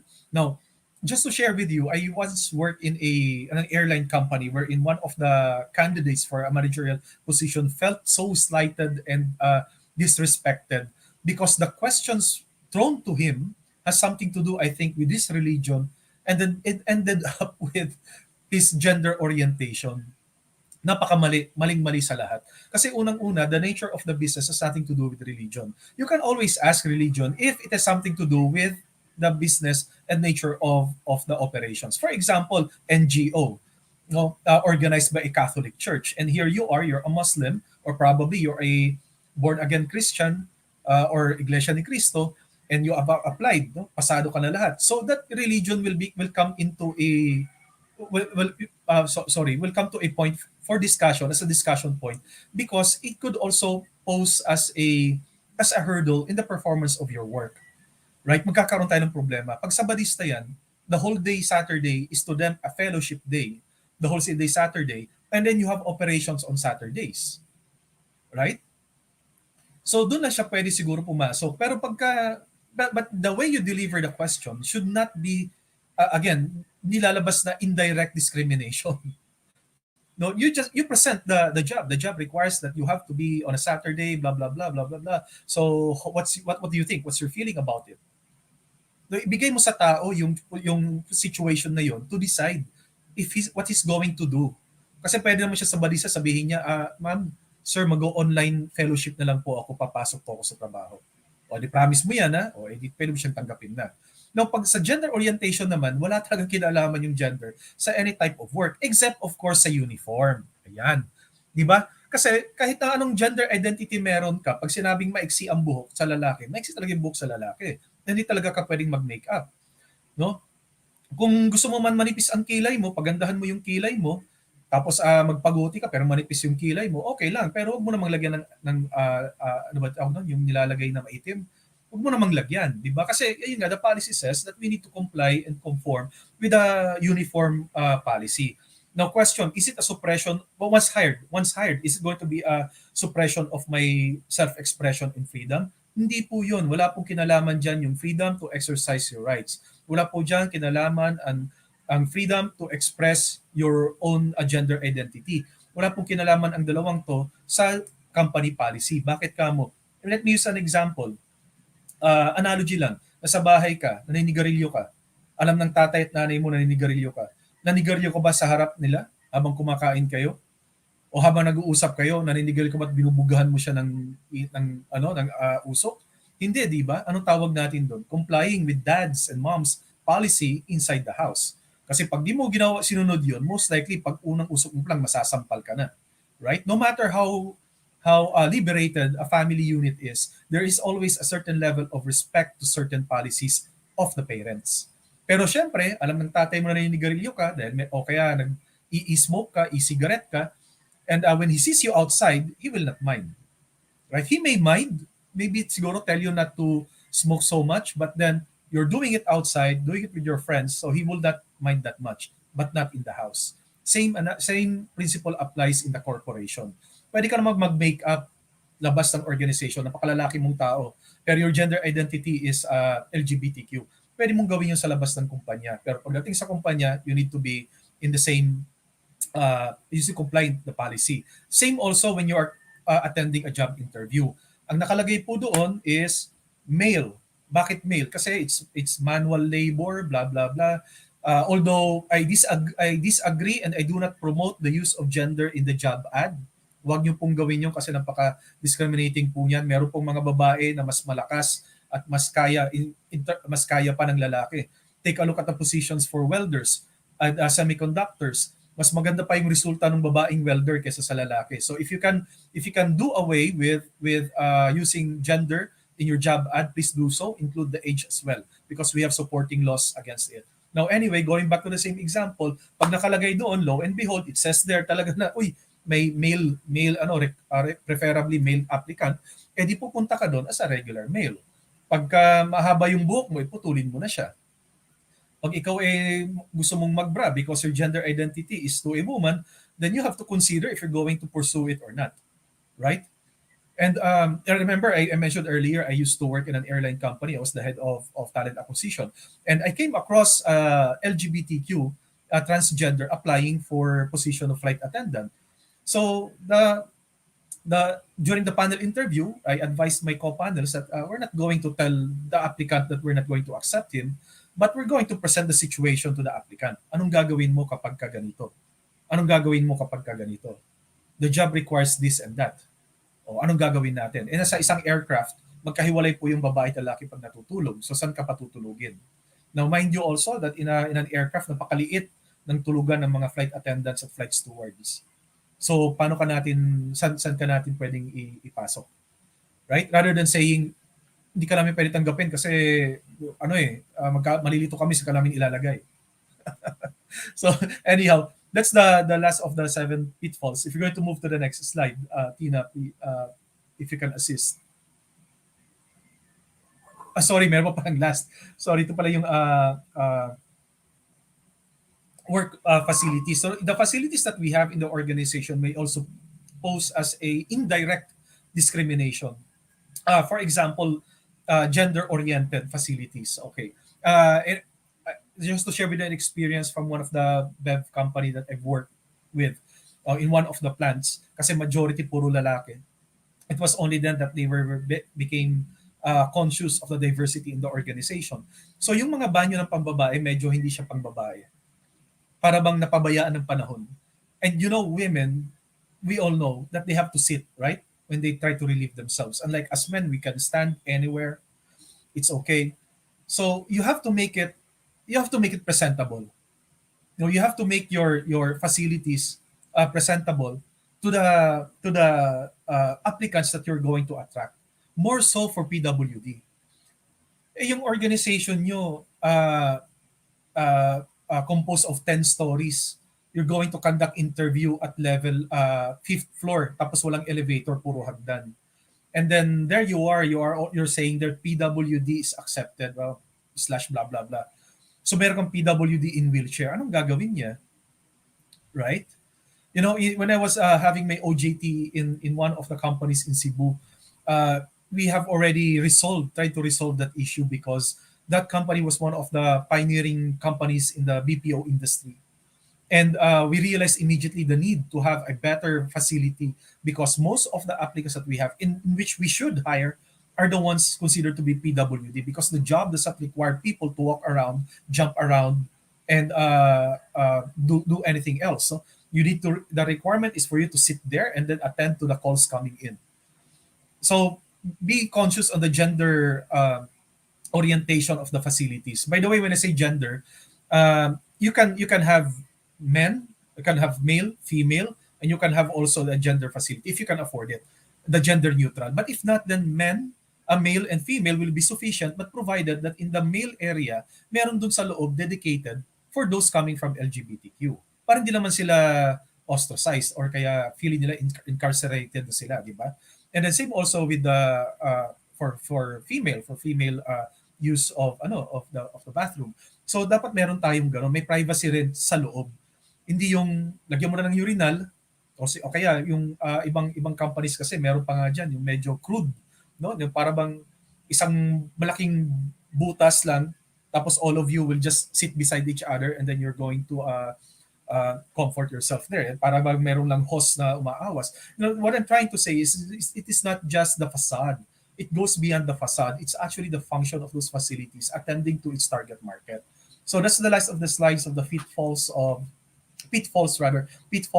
discrimination in recruitment. So if you're going to move to the next slide, you're going to see that there are related laws, Philippine laws that ensures equality and fairness in recruitment. And if you're going to take a look at the existing labor code that we have the provision already in Article 3, Article 133, and then Article 134, 135, and 138. Now, I'm not going to elaborate on this because I want this to be your assignment. HR kayo, di ba? So make it your assignment. After all, I have already mentioned it here. So looking into the nitty-gritty of that now is your job. But mind you that it is already provided on the labor code. It is already being provided there in our labor law. But move to the next slide. There are also special laws supporting anti-discrimination in all angles when it comes to recruitment. So next slide, please. You will find out, and I'm going to, as I present it here, that there are also special laws, again, trying to address issues on discrimination in different angles. Ano bang mga angles meron dito? Angle on women. O kaya pag-isipan natin yung BMI na ini-implement natin sa kumpanya. Okay? Pag-isipan natin ng maayos yan because there's a special law against it in terms of hiring women. Now, another special law is the Republic Act, an act promoting the integration of women as full-time employees, no, the 7192, and then Republic Act number 9442, the Magna Carta for Disabled Persons. Tapos meron pa rin tayong Republic Act number 7877, the Anti-Sexual Harassment. So be careful when you conduct job interviews. By the way, wala naman pong masama pag sinabi mo you're beautiful. Walang masama, di ba? Masama lang siya pag sinabi mo siya sa hindi mo kilala. Di ba? Pag meron ka nakitang babae, napakaganda, sexy, there's nothing wrong if you're going to say that to that woman. Hey, you look sexy with what you're wearing. But consider that the person knows you. Kasi pag di ka niya kilala ng ganun kalalim, at pag sinabi mo yun, sexual harassment po yan. Same also with inviting for coffees. I was once my attention was once called because I'm very quick to invite people to coffee. Hey, yung acquaintances, oh yeah, can I pay for your coffee? Blah blah blah. Especially pag nagkakasalubong kami sa isang coffee shop. Well, my intention is only to to offer because of being a gentleman. But to some, it did not play so well because the level of friendship wasn't present. So be careful when you give comments. Consider the level of friendship first. Yan. Especially pag nasa recruitment po kayo. Meron tayong mga kakilala, friends natin na nag-a-apply, oh, give comments. Hey, you look good in what you're wearing today. I think you will get the job. I'm very confident that the hiring manager will like you because of what you're wearing. But try saying that to somebody you just met on that day, right? Then, of course, the Republic number 8371, the indigenous people. By the way, when it comes to indigenous, now, okay, nasa Baguio ka, nasa highlands, so, sa mountain province, and somebody comes for a job interview na nakapang-igorot, uh, you have to consider also their dedication to their tribe. Okay? Oh, they consider also. Pero ikaw naman as aplikante ka, pag-isipan mo rin naman kung karapat dapat ka bang magbahag in a job interview.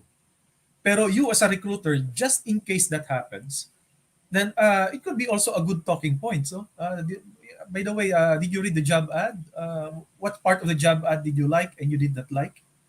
And I noticed that you're wearing your traditional your customary clothes.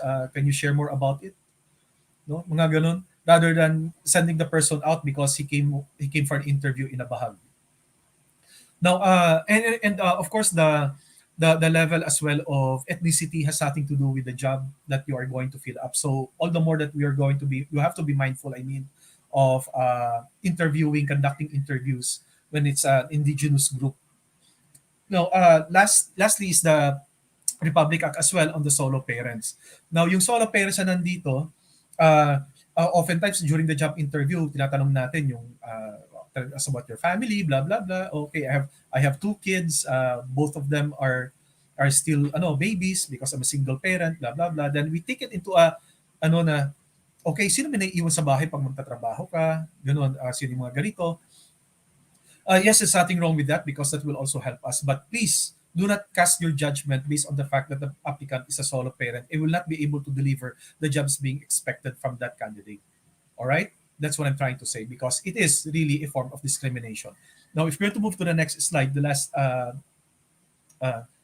slide on this special laws. So there are also other special laws connected to this. The Republic Act 9262, Act Anti-Violence Against Women and Children, Republic Act for Mental Health Act, the Anti-Discrimination for people with HIV, and then the Safety Space Act, and then the Executive Order also instituting the Diversity and Inclusion Program, and then the recent Republic Act as well on COVID-19, and the DOLE Advisory on Guidelines on Administration of COVID-19. And meron pang bago ngayon, di ba? Bagong kalalabas lang na DOLE Advisory in which I failed to include here. So, ito yung mga dapat ating na pag-aralan when it comes to recruitment. We have special laws, special advisories that supports anti-discrimination in different angles.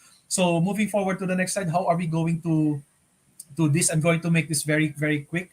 So, why is it important? As I said, this is to give fairness and to avoid discrimination in all angles in recruitment.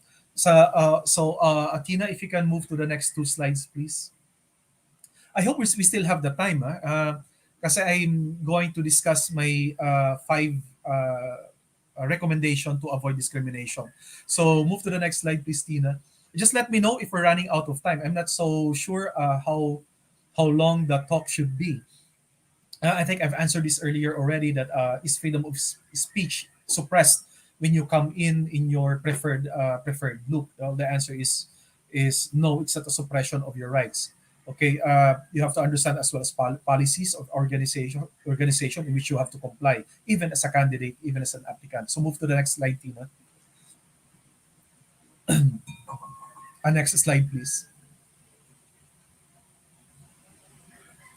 Next, I think move to the 5 tips. So to avoid discrimination, number one, you need to write your job ad in a better way. No, so you need to avoid what are those discriminating items. Preferably, avoid using the word preferably. Be direct. Do you want a college graduate or not? Do you want a person with disability or not? How again, all these job qualifications to subscribe to the job description. Kaya nga, huwag kayong gumamit ng job description, describe the job. Describe the job in a summary. That's the better way of writing a job ad. Now, going back to the job qualification, ang requirement mo is PRC licensed mechanical engineer. Then therefore, the summary of the job should also explain why you are looking for a licensed mechanical engineer, because this job requires blah blah blah, that you need to comply on a certain metrics coming from the industry, like to operate a plant requires 5 megawatts something something. And that being said, yung something something na yon translate now to an applicant whose qualification is plant mechanic. Bago ka mag-plant mechanic, you need to be a licensed mechanical engineer. So, ganun dapat ang paggawa po natin. Para pag tinignan yung job qualifications, maintindihan ng aplikante na hindi siya discriminating, hindi siya directly discriminating. So, yan po. Tapos move to the next slide, please, Tina.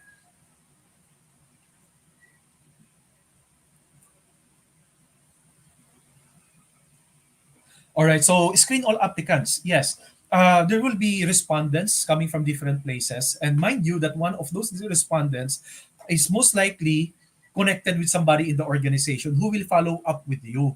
Kaya dapat lahat ng respondents mo na magsasend ng application, dapat basahin mo. Kung isang position if there's only one position you're trying to fill up and you have 1,000 respondents to a job ad, you have to review those 1,000 job applicants and screen them out properly. Para pagdating dun sa nag-i-inquire sa'yo na one of your colleagues or one of the bosses in the organization, in your company that you represent, you will be able to give justification why the person was not selected during the pre-screening process. Right? Then all the more that you're going to conduct a screening interview. Na nakuha mo na yung mga respondents, di ba?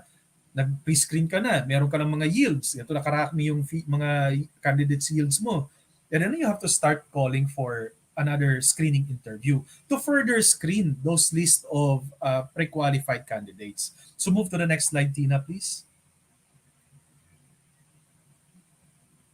Yun, online assessment. Okay, there's nothing wrong with conducting online assessment. I mean, I'm not prescribing any form of or any company, any brand for online assessment. It is always best to have a semblance of that. Why? Discussion points.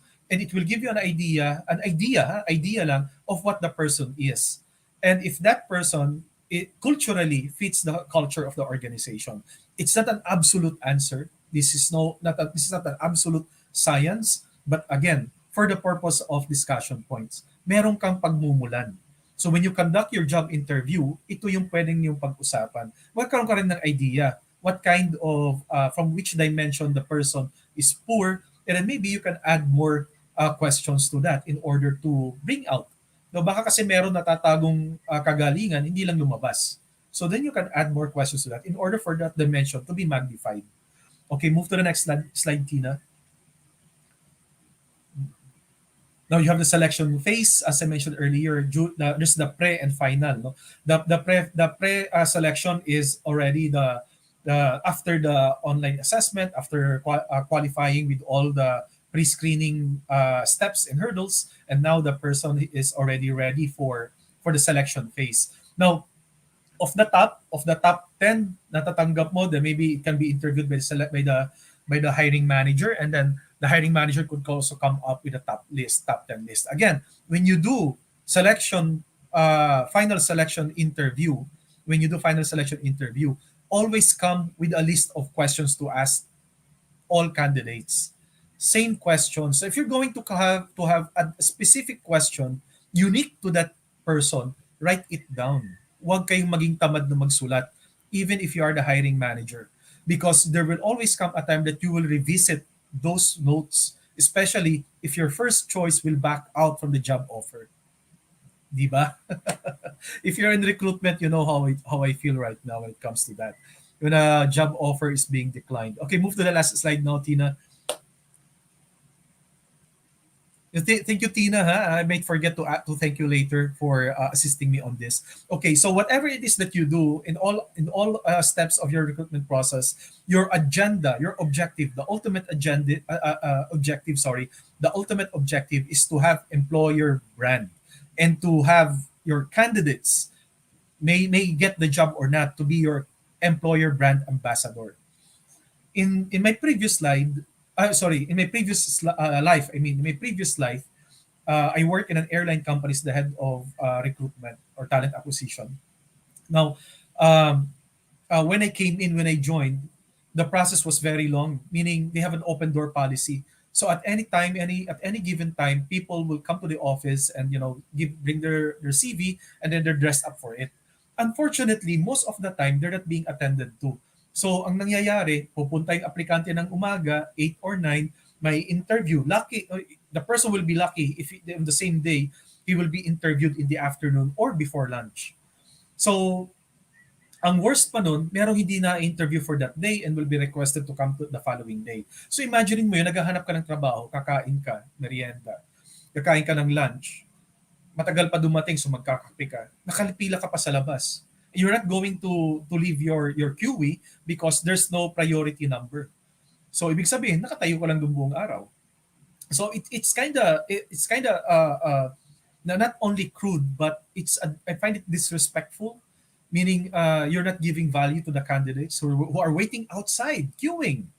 Can you imagine? There was even a video at one time. I wasn't in the organization anymore, but there was a video circulated that the queuing line went as far as on the Andrew Avenue Street. Ganun, lumabas doon sa Andrews Avenue, nasa ilalim siya ng Skyway. Ganun kahaba yung pila. And they're all dressed up for the interview.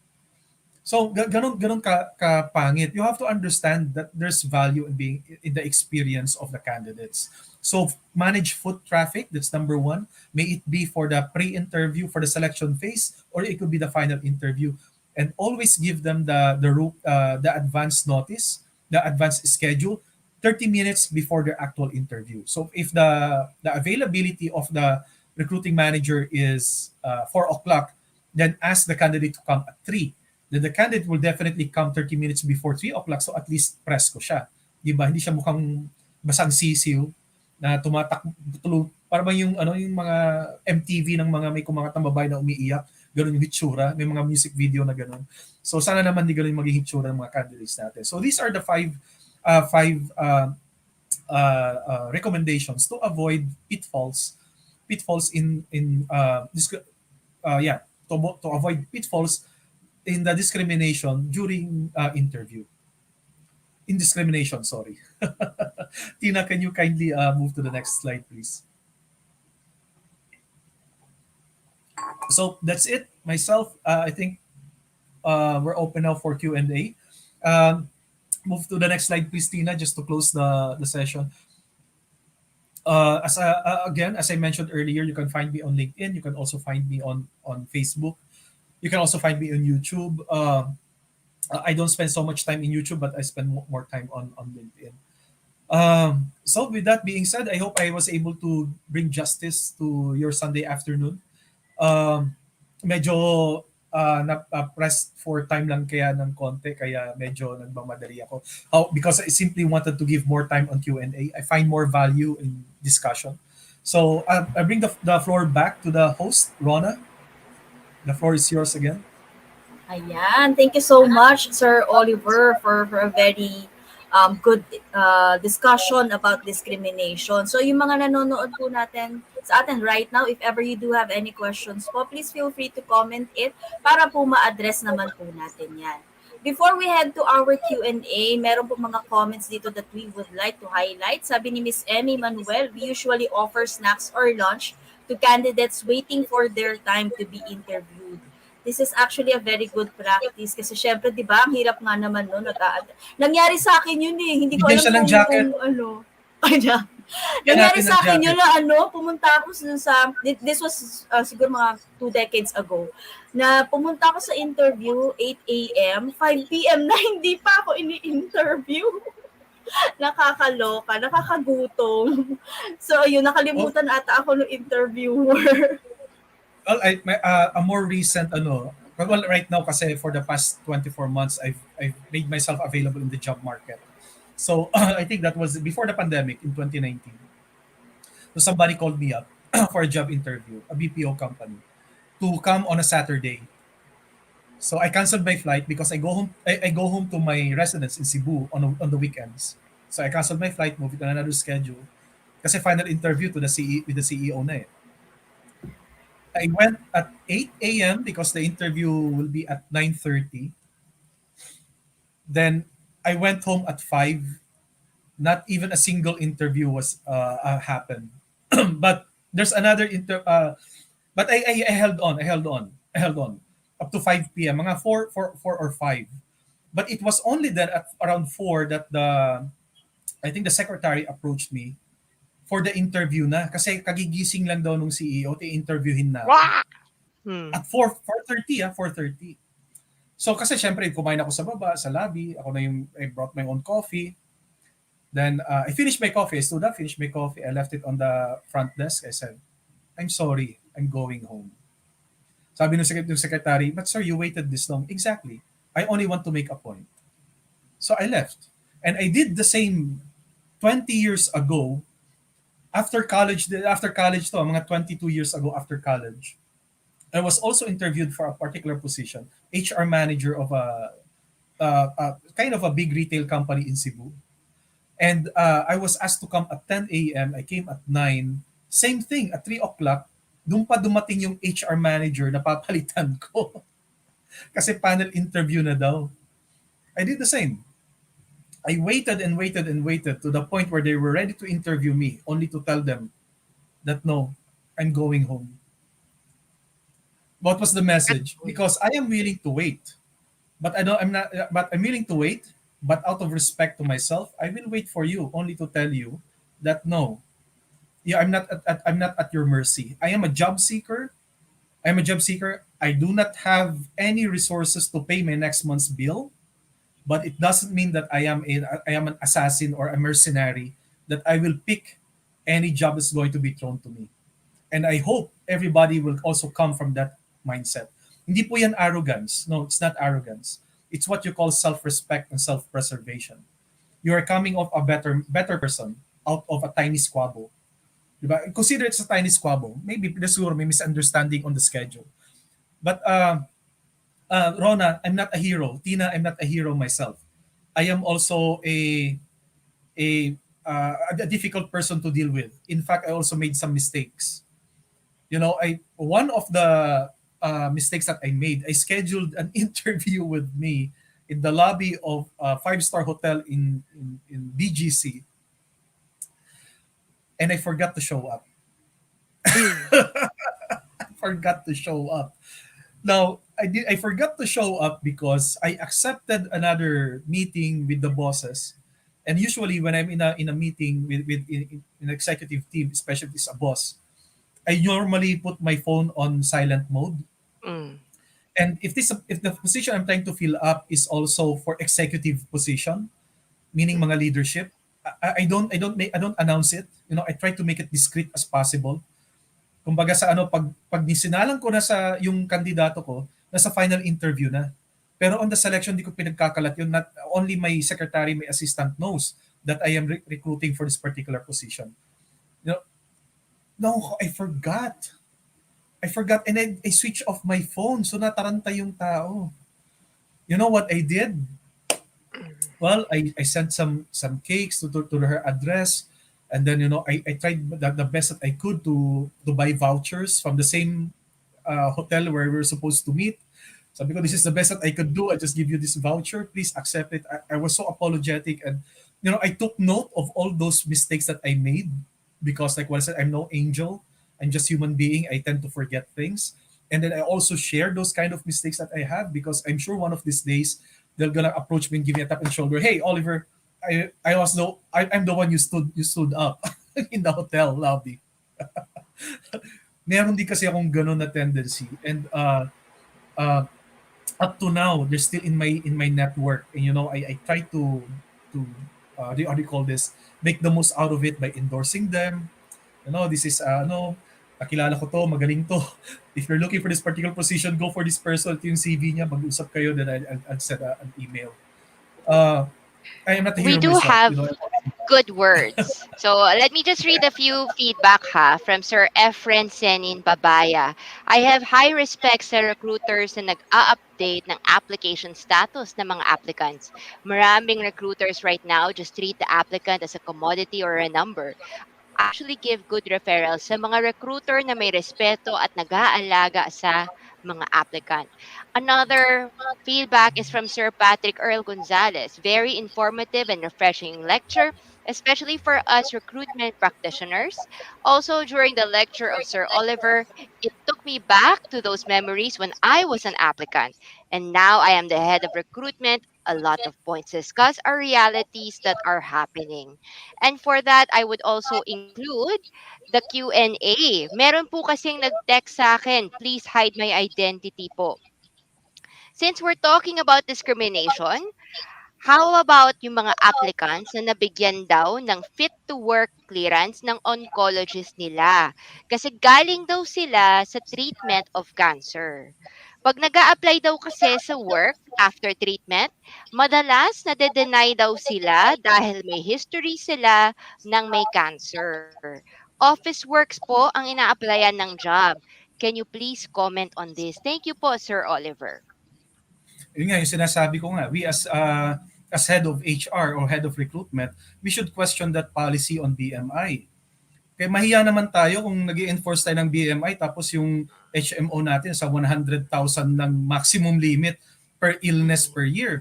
Kaya hiya naman yun, di ba? Maging mayabang lang tayo on BMI, excluding disregarding the certification from oncologist.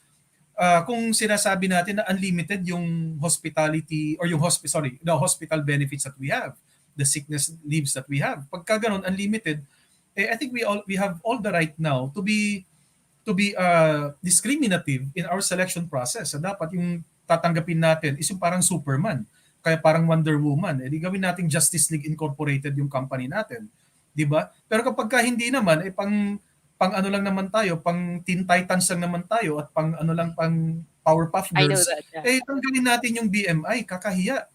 'Di ba? Isa pa 'yan. May certificate come from oncologist. Kailan ba naging issue yung cancer? Meron nga tayong Magna Carta for Women. Ano ba sabi nun sa Magna Carta? 'Di ba? Kapag nagkaroon ng problema ang babae related to her being as a woman, it could be an OB-GYN issue, gynecologist, could be gynecologist issue, or it could obstetrics, or it could be in this case oncology, like breast cancer. Dapat nga natin bigyan siya ng 60 days paid leave. 'Di ba? Nakalagay yan sa Magna Carta. Special laws nga, it's mandatory pa yan. Ang mandatory, hindi po yan statutory. Kasi statutory Mm. is shared by the employee. So all the more na dapat natin siyang tanggapin. Ngayon, kung at ikaw naman po yun, nagtatanong ngayon, hindi ka tinanggap, ay meron naman po tayo Bureau of Working Conditions ng DOLE, attached Bureau of DOLE, punta tayo sa Bureau of Working Conditions, report natin sila para ma-check yung labor standards. Kasi labor standards na kina-conduct every year also includes the existing policies. At i-highlight mo yun dun. Kung pwede nga, ikaw na dininay yung application mo, present ka sa Bureau of Working Conditions as one of the auditors. Tapos I have a balikan mo sila. feedback then on that. Kasi parang right now, it's already we're in a pandemic. The economy is not doing very well. And office works, alam mo sa totoo lang, pag nagpo-post ako ng office staff or administrative assistant, to be honest, I get around 300 applicants. Not because it's me, but usually kasi it is a job that is commonly done by many people, 'di ba? Encoder, office staff, administrative assistant. My suggestion is there is also a possibility that it's not just about the cancer.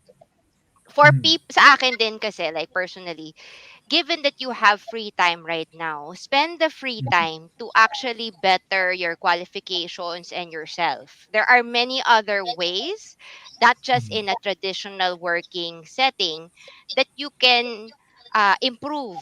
You can get a certification, you can take extra classes, you can actually do a business, you can try to generate income from your home. You can work as a virtual assistant, 'di ba? And actually set your time there kasi a lot of people parang when they are virtual, you're applying for virtual assistant, nalaman nila na baka mas mataas pa ang sahod nila working as a virtual assistant Yeah. than as an office staff in a work environment.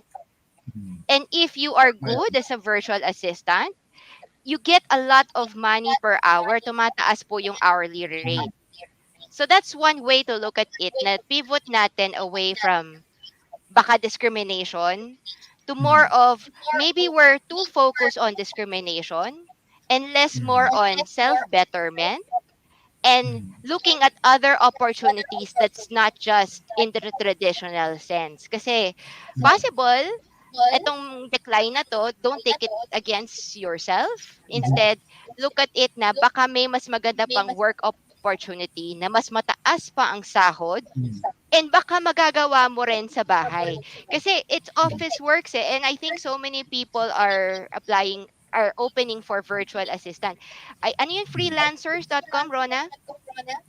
Yes, freelancers.com, upwork.com, Yeah. mm. ayan, mga online platforms for those who would I like was to I do was about to freelancing work. mention Odesk. Odesk Upwork na pala Odesk, ngayon yung yes. Odesk. Upwork na Oo. siya, correct. Upwork na Mm, Odesk and guru.com yata. Yes, oo. Actually, yeah. gusto ko i-highlight yung sinabi ni Mentor Tina. I think kasi we are conditioned to be Mm, employees. Pero in Mm, reality, we actually have a lot of options. You can do your own business. You yeah. don't need a very, very big capital naman to start a business. You can start mm, small and then later on grow it.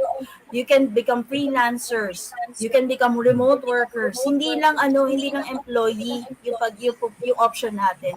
So, alam niyo yun, instead of asking na bakit ganito, bakit ganyan. Let's look at it from a mm. different angle. And alam mo yun, instead of magmumukmuk ka, look for other Pero opportunities na lang. but just to add to what you ladies said, no, I think it's also best to develop your extra skills while you are employed. Mm, Mas maganda yun kasi meron ka pang capacity to pay your daily expenses, your monthly bills. But if you're going to do that now, wherein you are not earning anything, and then you're going to start developing yourself, of course, the immediate reaction is to earn money immediately. Kaya if you are right now listening and you are currently employed, you still have the capacity to pay your bills, then this is the right time to further develop your skills. Bago dumating yung data analytics, bago naging uso yung mga data na yan, 10 or 15 years ago, I have already taken a small step, mm, slow and small step in looking into data analytics. I first came across data analytics when I attended a seminar in Hong Kong uh, 15 years ago. And the speaker then was the head of human resources from Microsoft. So he worked close and hand in hand with Bill Gates on this, an Indian guy. So he was already talking about the use of demographics, the use of data you get mm, from your recruitment, the data that you can get out of attrition. So it wasn't the thing a thing yet 15 years ago when talk about data analytics. It's only just now recently. So dapat maging ganun yung mindset natin na as we work now, may employment pa tayo, this is the best time to accept virtual assistant side jobs. Sabi nga ni Coach Tina earlier na you develop yourself further. You can develop yourself in two ways related to your profession that will earn you money, or maybe you can also do something else personally on the side. Wala naman pong masama matutong mag-ganchilyo, di ba? Nabebenta po yun. Di ba? It's one of, there's nothing wrong to learn how to do plumbing. I mean, if you live in a condominium with 700 units and you're staying there, I think it's a good time to learn plumbing, a little bit of plumbing. I mean, you already have a ready market, right? Anyhow, ladies, sorry. Thank you for that. Meron po tayong question dito from Sir Franco Marqueda. What is your take po if a company caters only to applicants who are vaccinated for COVID-19? Is it also considered discriminatory? Ano po masasabi niyo dito, Sir Oliver? All right. Thank you for that, Franco. Uh, Before I say anything else, I'd like to quote Ahari Roque saying, "In every man's privileges ends when someone else's rights begin." Di ba? Okay, not to choose to get vaxxed is actually your privilege. Exercising your right to choose. Ayan. You have exercised your right, your freedom to choose. And it's a privilege that you do not have, that you are not vaxxed. Now, not being vaxxed also put you at risk and someone else's life at risk. Those who are also vaxxed. Ganito kasi yung vaccination natin eh. It's like an umbrella, di ba? The way it is described, it only works as an umbrella in a heavy rain. Mababasa at mababasa ka pa rin. So ibig sabihin, kahit may vax na yung mga tao sa kumpanyang ina-applyan mo, they are still likely to get infected. For you to be present at a time wherein wala kang vax and everybody is vaxxed, you are still most likely going to infect anyone. So whose right is it going to prevail? Mind you, you have exercised your right already, right? Your freedom not to get vaxxed, and it's a privilege. Now, yung nag-vax naman is the right to live. So of the two, which is more applicable rights? It's the right to live, because the right to live not of supersedes all constitutional right, because it is the right under the heavens. Your right to live under the canopy of heaven. So, you, so ano bang discriminatory doon? Hindi po yung discriminatory, di mag-apply ka na lang po sa iba. After all, yung kung talagang gusto mong i-pursue yun, you can always manifest that the interview can be done online. Now, kung tatanggapin ka na, may job offer na, and the condition is for you to get vaxxed, then think about it. Think about of what I just said. No? Whose right going to prevail? You have exercised your right to choose, Mm. right? But they have the right also to live.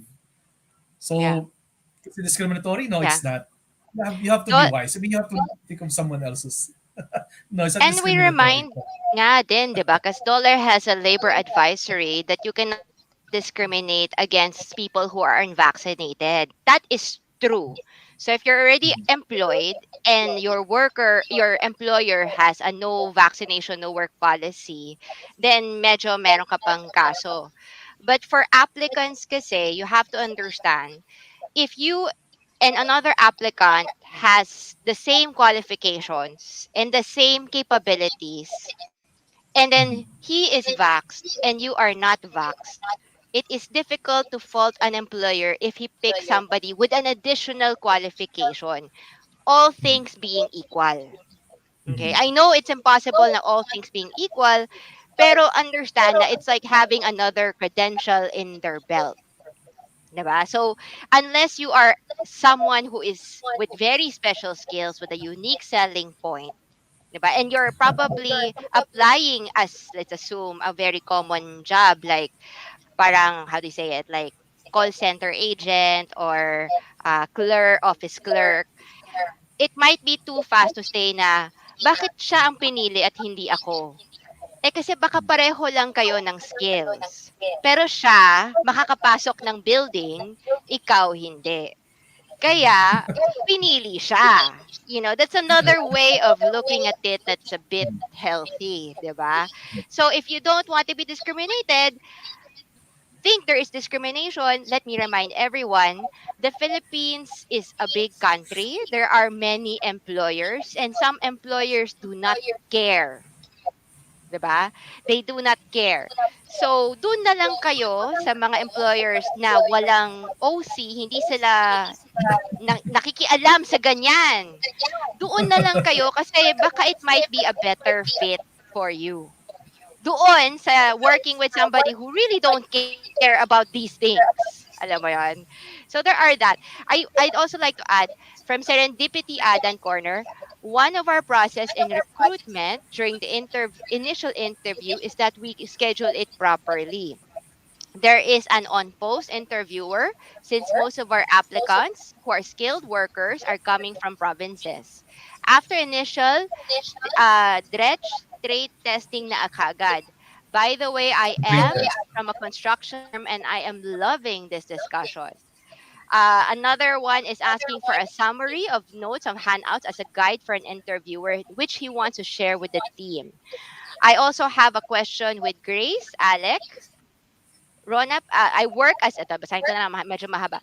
I work as an HR assistant in a logistics company, and we have a vacant position on sorter that requires lifting.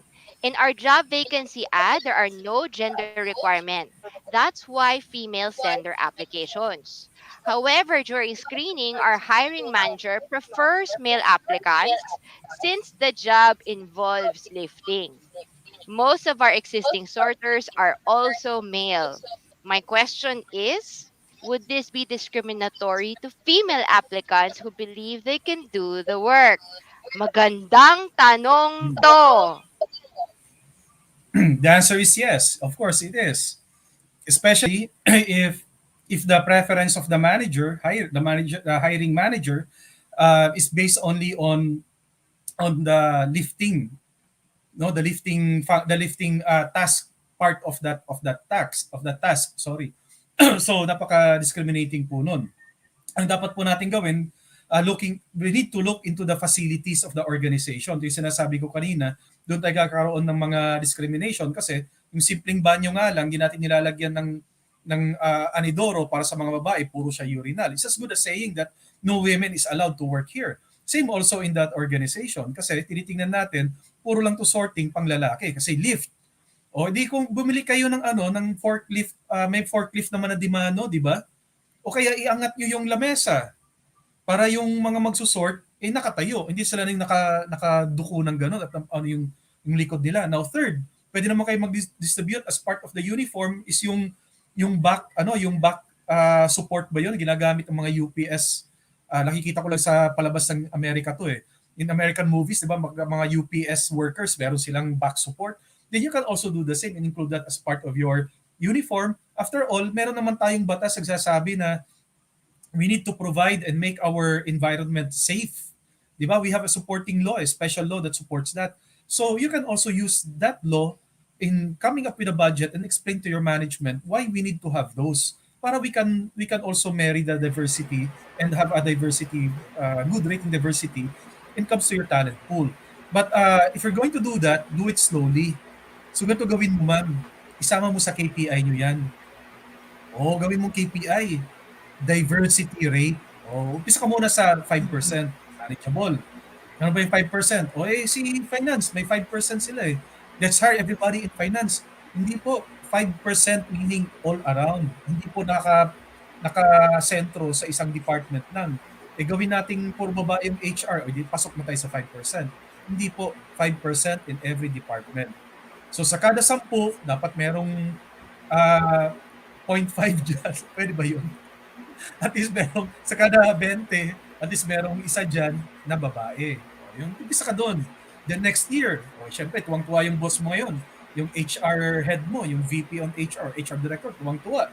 Kasi yung tenga niya ngayon, pumapalakpak eh. Di ba? Pumapalakpak. Pasado siya sa KPI niya.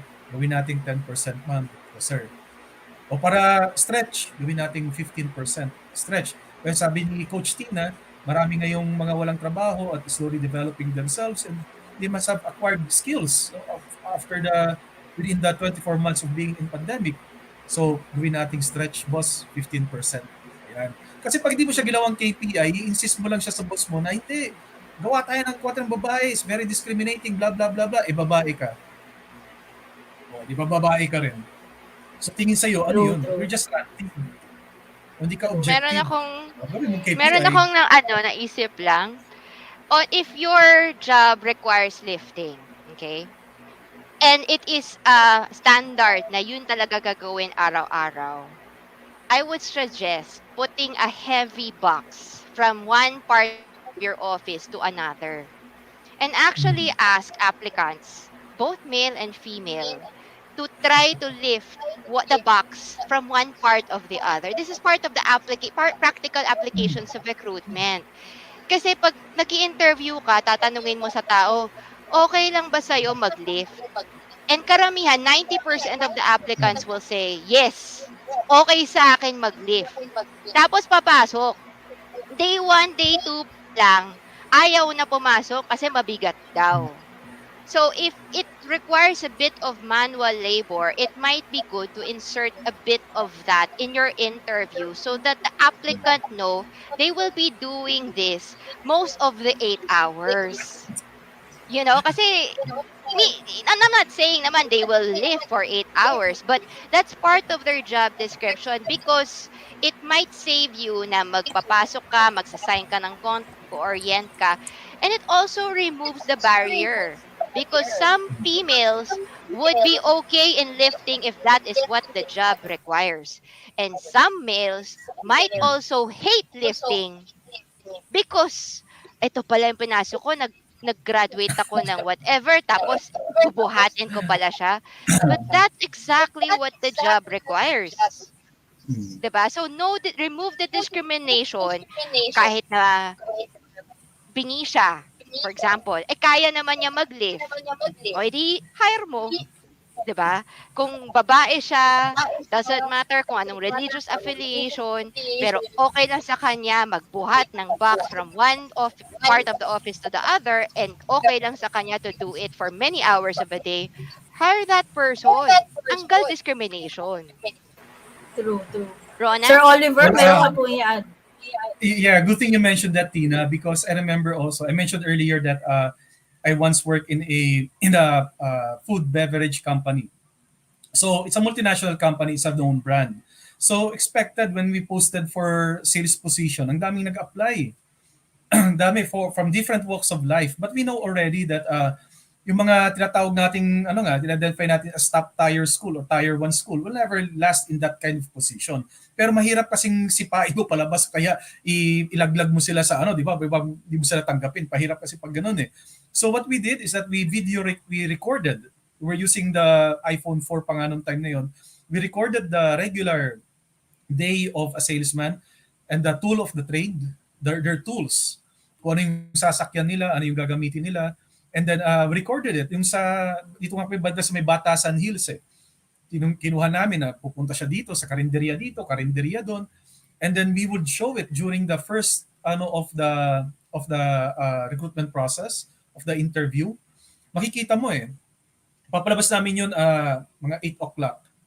So pagdating doon, meron pang mga makeup, kasi nasa mall, inside the mall. So we rented a conference room. Oh, ganda pa.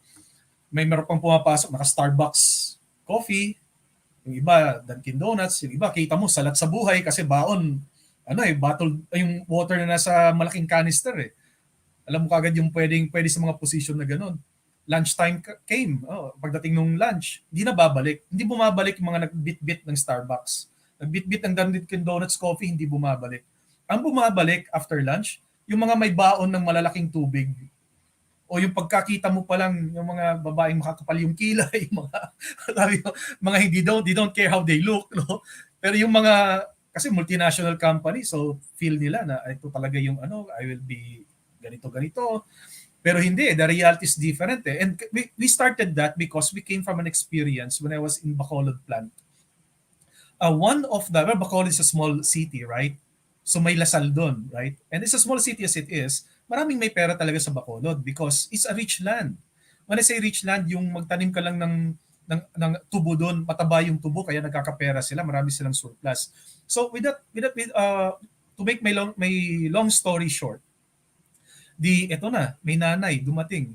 Kasi hinire naming babae na sales executive na maganda, pumapasok sa opisina, naka-Honda Accord. Bababa siya ngayon sa planta sa Honda Accord niya. Iiwan niya sa planta. Sasakay siya ng tricycle. Kasi yung tricycle is tool of the trade. Tapos yung tricycle, hindi pa siya yung push button. Yung kick arm, sisipain mo. Talagang pangtoda. Mga pangtoda na tricycle. Sisipain mo pa, maliit na babae. Mga 5'1 yata o 5 flat. Ang laki nung tricycle. Made in China. Yung Sinski. Mga made in China, ang lalaki nun eh. Pag dinrive mo yun, manginginig. So nanginginig kayo.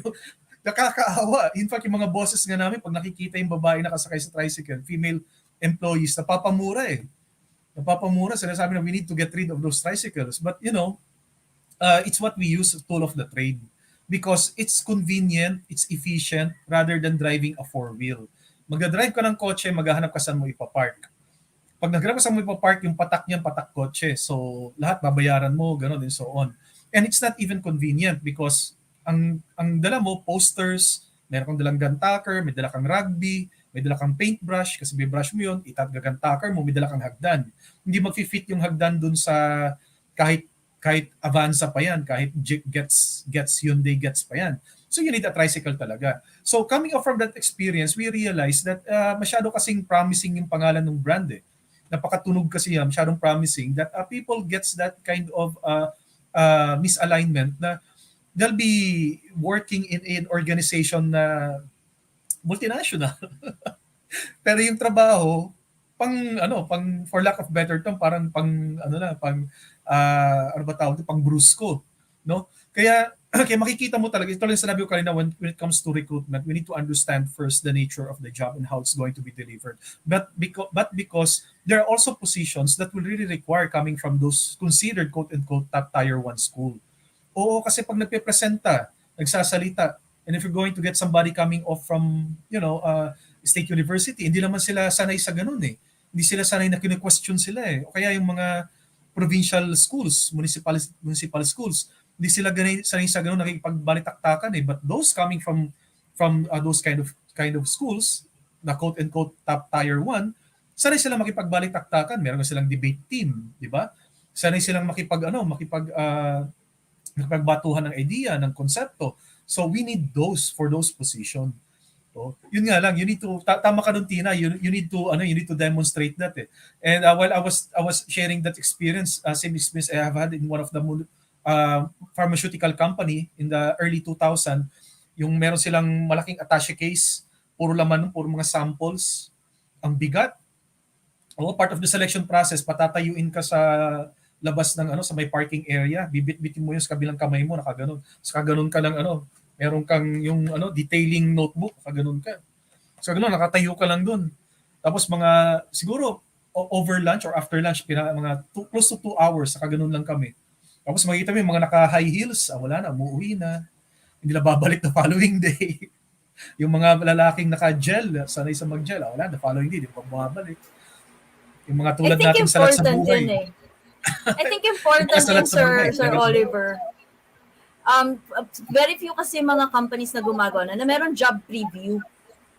I think yung mga ganyang mga position, importante yung may job preview para naiintindihan nila kung ano ba talaga yung papasukin nilang trabaho. Kasi minsan, tayo in our effort na i-attract yung mga candidates, we oversell the company. So yung mga aplikante ngayon, iniisip nila na, uy, this is a very, very good company. I will be in an air-conditioned room. I will not have a hard time with my work, etc., etc.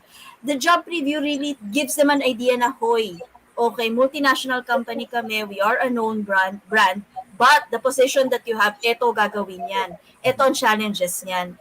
Sometimes kasi masyado tayong, yun nga, namamarket natin siya ng sobra. We show the good points. We fail to show also the challenges that the position would have. And I think that would be a great help, lalo na doon sa mga ganyang position.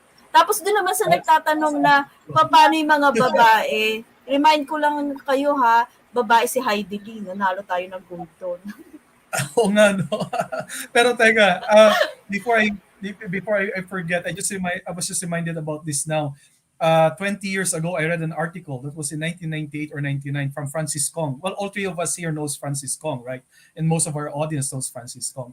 He wrote an article saying that job interviews of any kind is nothing but a conversation of two liars. the recruitment manager, the recruiting officer lying about the organization, and the job applicant lying about himself. So when I came out, when I run into that article, I think that was in 2002, not 1998, 2002. When I came across that article, from then on, I made it to a point that if I'm going to interview people, I'm going to be honest as much as possible, but without bad mouthing your organization. And the best way that you can be honest is by presenting the expectation of the job. It just so happened that time went on and things became convenient. It became easy for us to record and video the regular walk in a day or life in a day of a regular worker.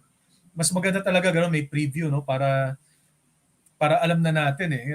We need to avoid the conversation of two liars.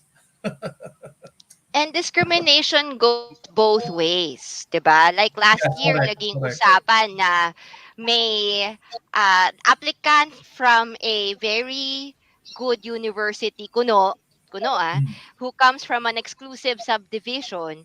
Minimum expected salary niya is 60,000 per month. and ato, fresh graduate siya. Naging malaking issue yan sa HR world kung bakit naman ang applicant ang nagdidiskrimina sa isang employer kasi hindi kayang bayaran yung 60,000 pesos na hinihingi ng applicant as a minimum.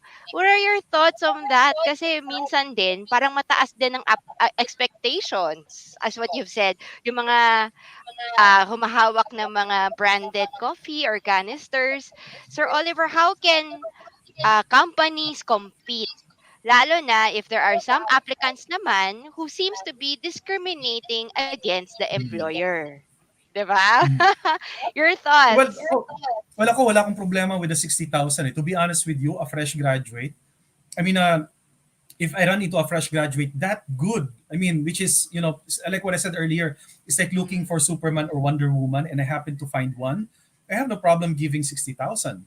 In my experience in human resources, I've even considered some managerial young managers to executive position, to mm, position of assistant vice president or even to vice president, simply because when I during the interview, and of course when I look into the analytical part of the online assessment, it showed quite good result, not on the culture fit. I'm referring to the analytical skills, the first part of the online assessment, kasi doon ko tinitingnan yung gaano ba talaga mang matalino in terms of comprehension, in terms of non-verbal, mga ganun.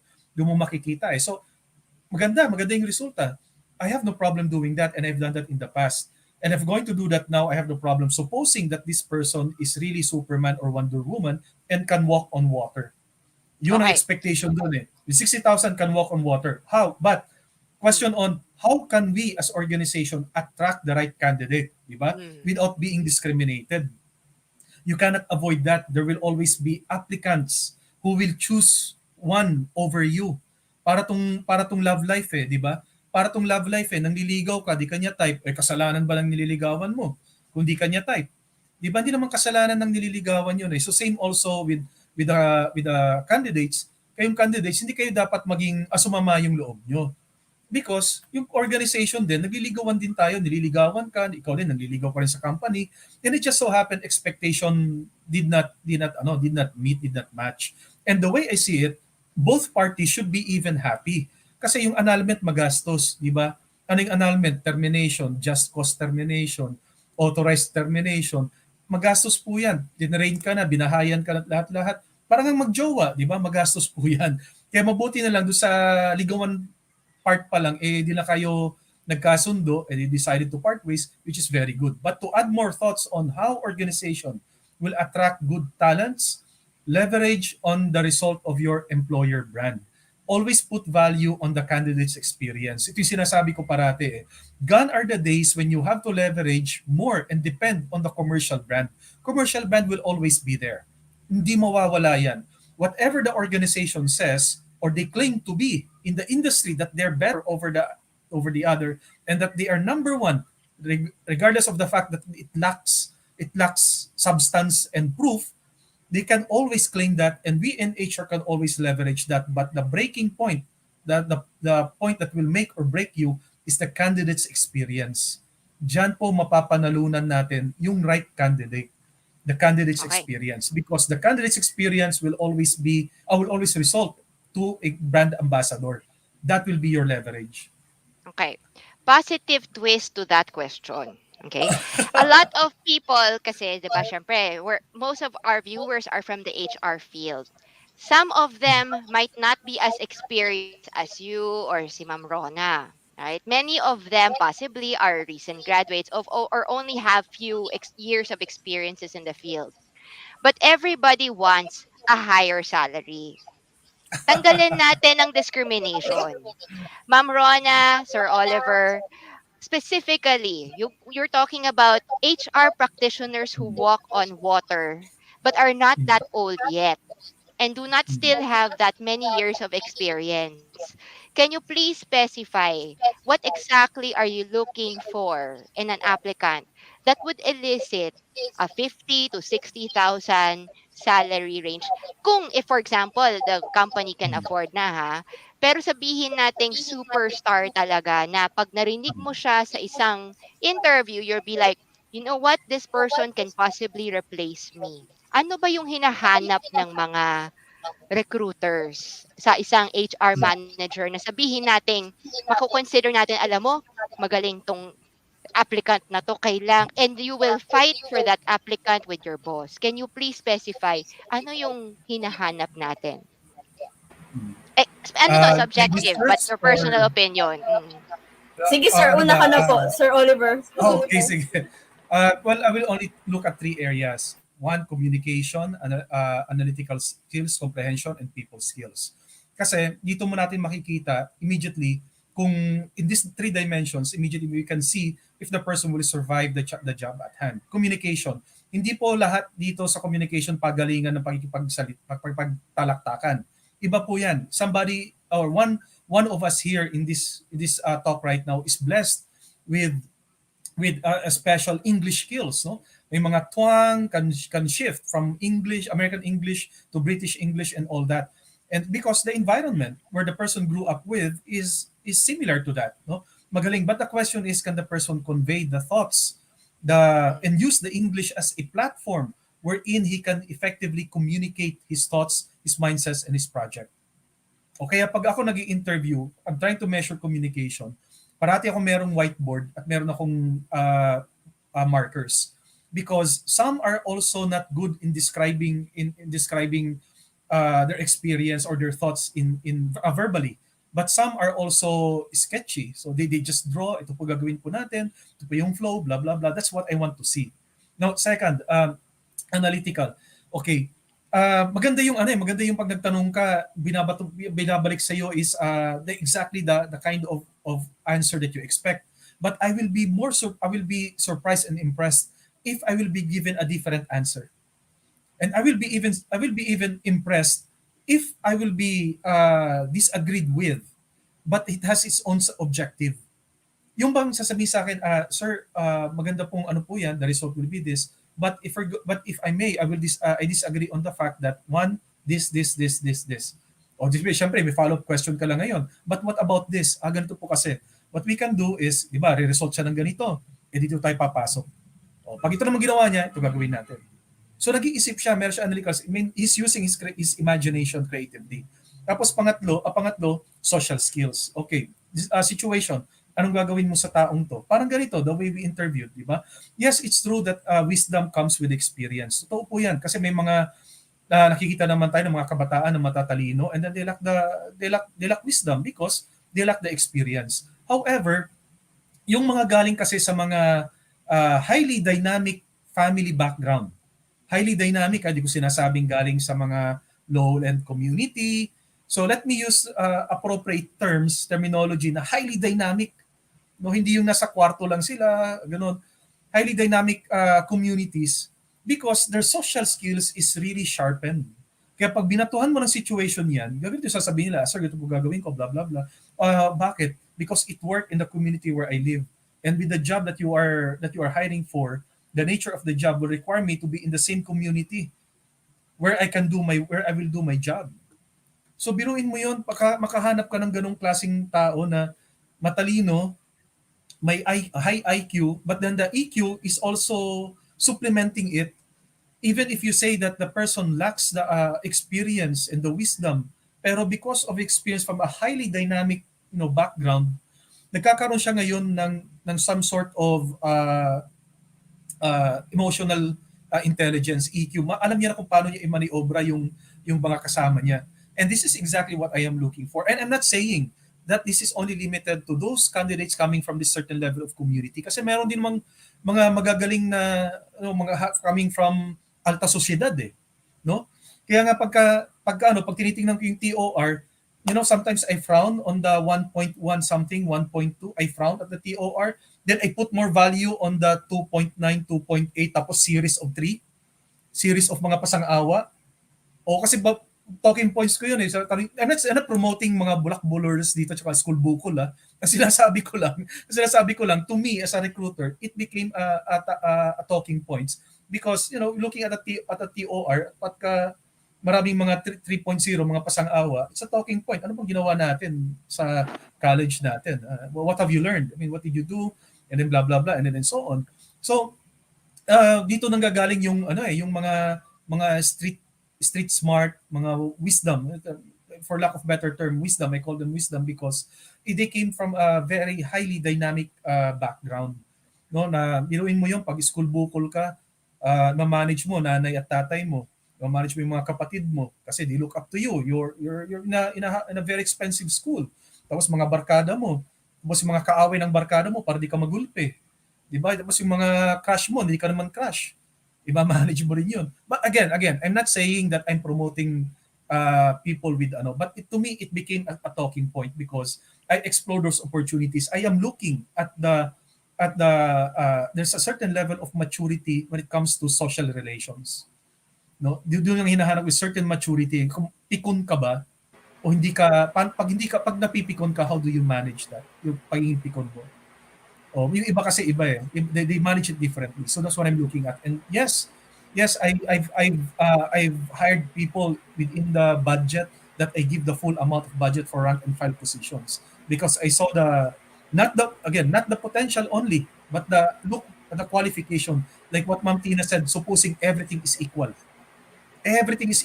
Pasado yung 10, lahat pareho. No, they look like superheroes of the Justice League. Dito na papasok yung potential. Iisa-isahin na natin to. And yes, I did. I gave more than I give the maximum of for that position. Oh. So I hope I Ako was able to address that. saktong-sakto may opening kami ngayon sa Uprush ng technical recruiter. So do sa mga mag-a-apply po, ito yung mga tips. Number one, Sige. ang tinitingnan ko ay clarity of thought. Katulad ng sinabi ni Sir Oliver, clarity of thought and clarity of communication. Kung paano ka mag-isip, yung thought process mo. It has to be logical. You have to really analyze things, and you need to be able to get your thoughts across na maiintindihan ko. Okay, at my level. Maiintindihan ko at my level. If you can do that, and this is President CEO level, so hindi ka po pwede na basta lang na I will do this, I will do that. Convert that to numbers, quantify it, give me the step-by-step process that you would go through. If you can do that, you're already, kumbaga, medyo may advantage ka na over the other applicants. So that's one, the clarity of thoughts and the clarity of communication. The second one is the courage to speak up. I will not always be right. And even during interviews, I may say something that you would disagree with. If you disagree with, and you tell me that you disagree with that, and you can justify why you disagree with that, advantage na yon. Hindi ko kailangan ng tao na oo sa akin forever kasi wala tayong mararating kung dalawa tayong oohan ng oohan. 'Di ba? Para ako may alagang baka. Oo nga, ganun lang. Ayoko nung ganun. I need people who would tell me when I am wrong, who would tell me when I am not right, who would tell me na ito yung mas magandang way because that would help me in my business. And then number 3, grit. No matter how hard the situation is, if you can always shake it off, sabi nga ni Taylor Swift, and get back up and alam mo yun, go through all of it again, keeping in mind kung ano yung mga nakita mo na mali ako dito, ganito dapat ang gawin ko. If you have that grit, okay, pasok na pasok ka. So yung mga mag-a-apply po ng technical recruiter, yun po yung hinahanap namin. Wala po akong pakialam kung anong course ang natapos nyo. Wala po akong pakialam kung saan po kayo work from home kasi kami. So wala kang pakialam kahit na nasa Mindanao ka, nasa Batanes ka, o kung saan parte ng Pilipinas, wala kami pakialam. Wala kami pakialam kung college graduate ka, kahit senior high school graduate ka, pumasa ka, hindi ka pumasa, hindi namin tinitignan yun. Ang tinitignan namin yung areas na yun. Yun sa amin. Sa akin, simple lang. Sobrang simple lang. And I'm speaking on behalf of employers everywhere. Okay? Any graduate or hindi graduate, okay? If you're applying for the job, if we can slot you in, teach you the basics, and then later on, I don't have any problems. Pag like example, tayo HR manager. I'm teaching you. This is the way we interview. This is the way we file. This is the way we do the 201s. This is the way we record. After we tell you how to do it, after that we let you go. If I check 3 months later, you're doing it exactly how I told you to. If you're engaging the staff, okay? Tapos nalaman ko may problema sa store, and I tell you to handle it, kinabukasan I don't have a problem with the staff. If merong dole, sinabi ko, okay ba tayo sa documentation? Ma'am, okay. And then I don't hear about that case anymore because you're handling it. I don't care if you're 19 years old. Diba? Or if, for example, like, if may problema with the staff, pasaway, hindi pumapasok, I hear about that. And then, after that, are you handling it? Yep, ma'am, walang problema. Nakausap ko na. Either umalis yung tao or what. I don't care what the result is, but I don't have to salo that problem. Dude, 60,000 is too cheap. True, true, true. Anybody will hire you. Like, seriously, like, the boss will only hire you and then 6 months later ask you if you're doing okay. All the problems, walang nakakarating na sa boss kasi everything's handled.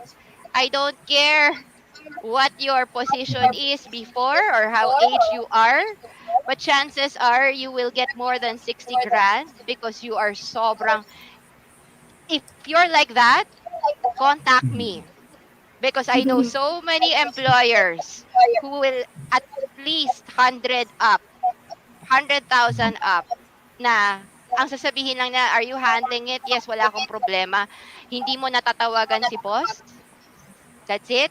And I don't care if bulag ka or maliit ka or pangit ka or matangkad ka because these things does not require looks. It requires talent. And isa pa, True. can the Filipino do it? Yes. Anybody can do it. Bakit ayaw naman mangyari, magawa? I feel it's a kulang ng tiwala sa sarili. Totoo lang. Kasi sa totoo lang, I believe any HR manager can capably do it. Pero kailangan matapang yung puso. To say to the boss, ako bahala. Isipin mo, may magrereklamo, may nag-uwelga sa labas, tapos sabihin mo kay boss, ako bahala. Diba? Like, that requires heavy mental, emotional lifting. But if you can do it, matapang ka, and you tell your boss, ako bahala dyan. And talagang, ikaw bahala. Call me. Call me. I will refer you to my friends. They are looking for people like that. And isa pa, yung hindi ka magrereklamo na HR manager ka tapos nagbubuhat ka. Like Oo. literally, nagbubuhat ka. Kasi, oo nga, magaling ka. Tapos inutusan ka mag-field. Magrereklamo ka na nag-jeep ka, na nag-tricycle ka kasi dapat gusto mo grab lang. There must be Hindi some mapilit. humility. Oo. Kasi ako nag-jeep eh. Diba? Parang tipong, True. dude, where does the line begin? Who is discriminating now? Diba? Trabaho is trabaho. Doesn't matter talaga. And alam mo, yung mga taong hindi masyadong mapili, yun yung mataas magkuha ng sweldo. Hindi lahat ng taong nag-jeep mababang sweldo, ha? Yes, it's true. Totoo yan. True. True. Totoo yan. True. Diba? Actually, Totoo yan. parang yun Marami. naman talaga yung ano no, yung end goal talaga yung willing ka na magbayad if the staff that you're going to hire is someone na talagang alam mo yun, Worth it. 90% ng problema mo Oo. okay na, 'di ba? Ang saya nun. Kahit ako willing ako magbayad naman ng sweldo kung wala na akong poproblemahin. Yes, that is correct. So we're now at we've over time. Sir, we would like to do last word. So we'll do Sir Oliver first, then ako, then Rona. And Last please, words. last words of advice to our viewers. All right. Well, you need to maintain a growth mindset. Whatever you are doing right now, wherever you are, you may be a fresh grad listening right now. You may be a tenured senior citizen, or you may be already have passed the senior citizen cutoff. Whatever you are, wherever you are, always maintain a growth mindset because anything that we have learned yesterday is definitely not applicable anymore today, more so tomorrow. We are now living in an environment where change is twice as fast as it was 10 years ago. Ibang-iba na. Dati namulat ako sa kilobytes na napakaingay na modem. Tapos SMS text messages, and also may pager pager pa kami noon. Namulat ako sa ganung pamumuhay ng isang professional. But ngayon it's different. You know, you can make movies with your cell phone, you can make anything with your cell phone, and except for weighing scale, sana no meron na in the future tatapakan mo yung smartphone mo to be a weighing scale. So yun na lang yung wala eh. So we have everything right now at the tip of our hands. So maintain a growth mindset. Yung sinabi ni Ma'am Tina kanina na willing kang sumakay ng jeepney at maging isang mandirigma sa MRT. No, papasok kang pogi, paglabas mo mandirigma ka na, warrior ka na. Dapat meron kang ganong attitude. That is growth mindset. And to maintain a growth mindset, Tina, I'd like to add to that. To maintain a growth mindset, you have to maintain one, respect. Second, humility. And of course, faith. Now, respect is not a two-way street. Mali po yan. Napakamaling-mali po yun. When somebody tells you that respect begets respect, kalokohan. Respect starts with you. It is a one-way street. You need to be respectful. You need to be you need to acknowledge people around you, any walks of life. Learn to be respectful because it will teach you and result to humility. It will also humble you at the same time when you are respectful. Having that level of humility as value will also open doors, because when you are humble enough to accept that you have not learned enough, then it will add to your growth mindset. Be faithful. Faithful because it's also uh, add to your achievement, to your goals. Okay, I do not want to spend so much time on debate on whose religion is better if God do really exist. But what I am saying here is that when you have faith in your life, it makes the hurdle a bit easy. It makes the pain less painful. It makes the craziness less crazy, because you have that sort of that you have that depth of faith inside you that you hold on to when everything is going crazy already. So you have to be remain faithful in whatever religion you are in. So three values that you can connect to in maintaining that growth mindset. But that's it. Have a great growth mindset wherever you are, whatever age. Thank you. Sa akin, Sir Oliver's presentation shows to us that there are still discrimination that happens in the workplace, especially here in the Philippines. But I don't want to focus on the negative. I want to focus on the positive. Okay? Kasi I think a lot of people use the words discrimination as a very easy excuse as to why they have not been accepted in a job.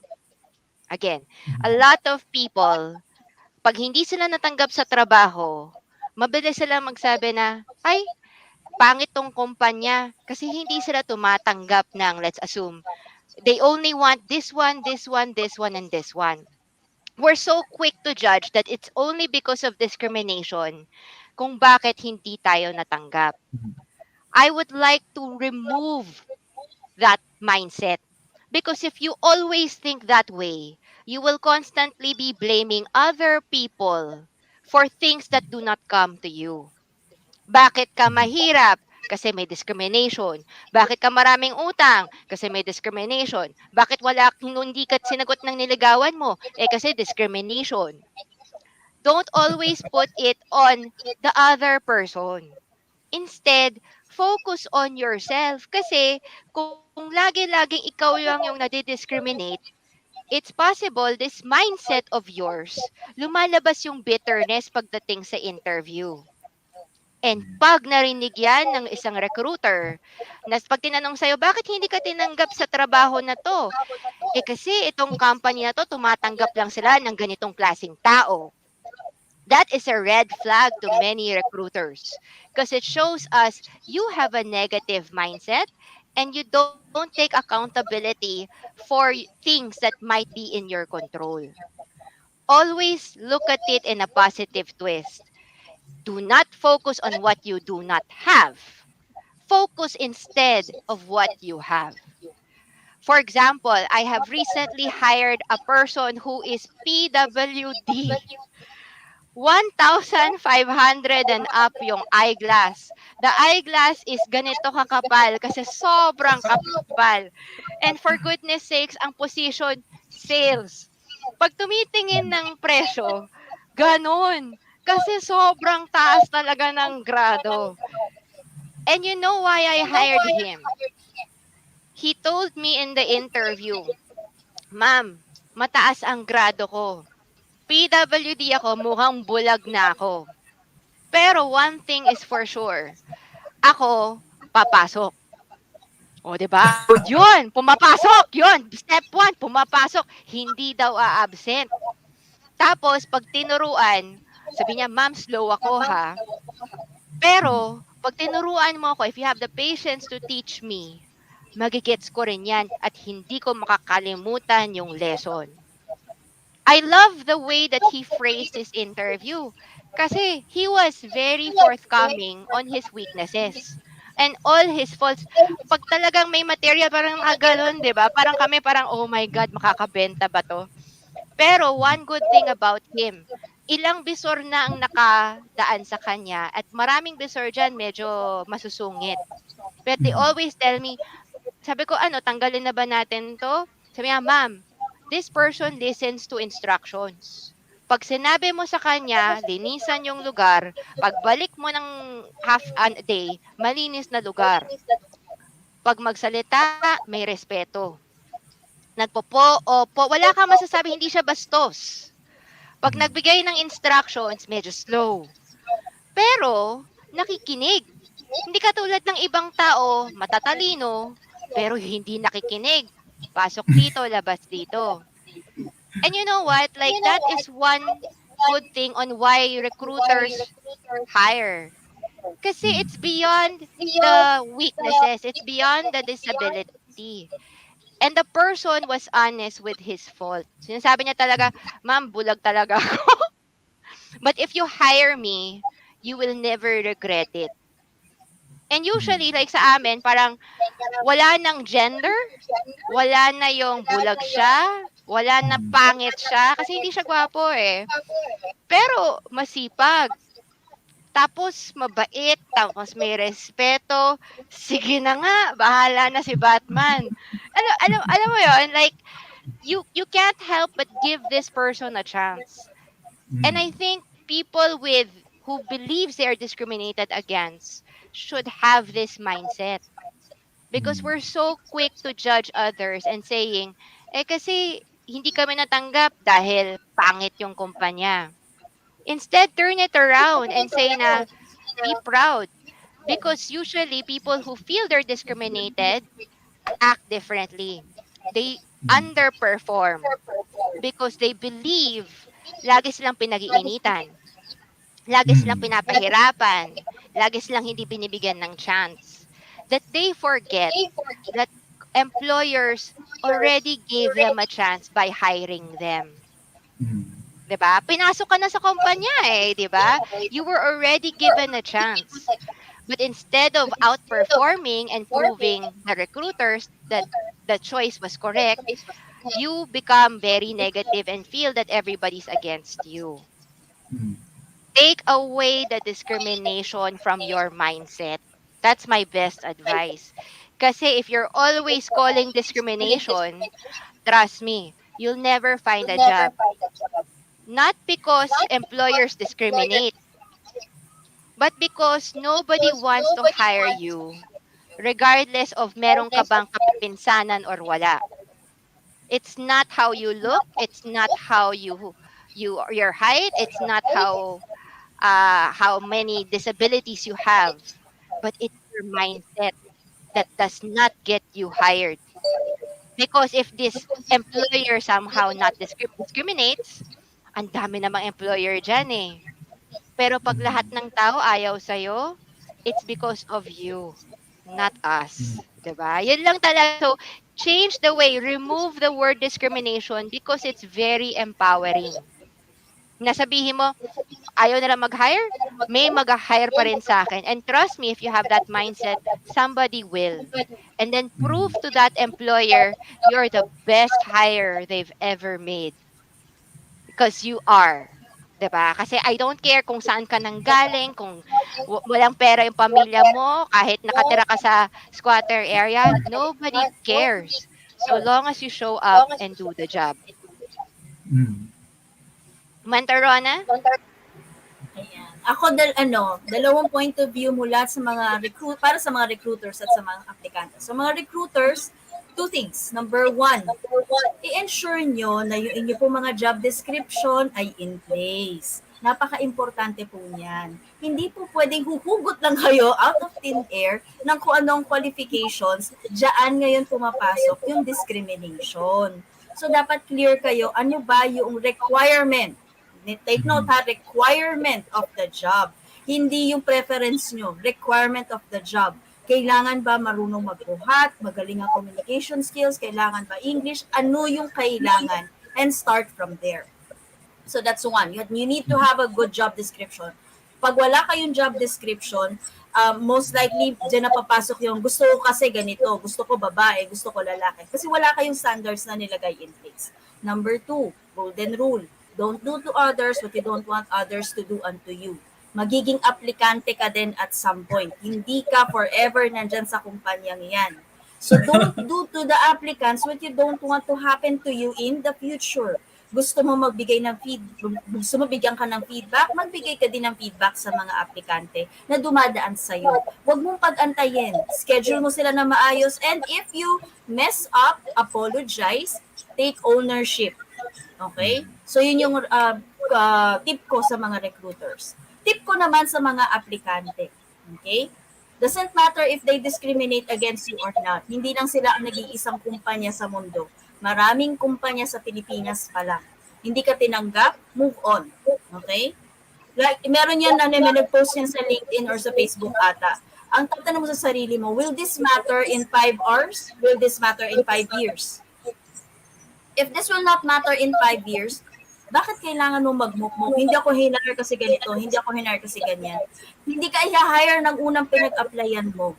Sometimes it will take you 2, 3, 4, 5 companies before you get hired by a company. It took me a number of hundreds, thousands, at this point, thousands of companies.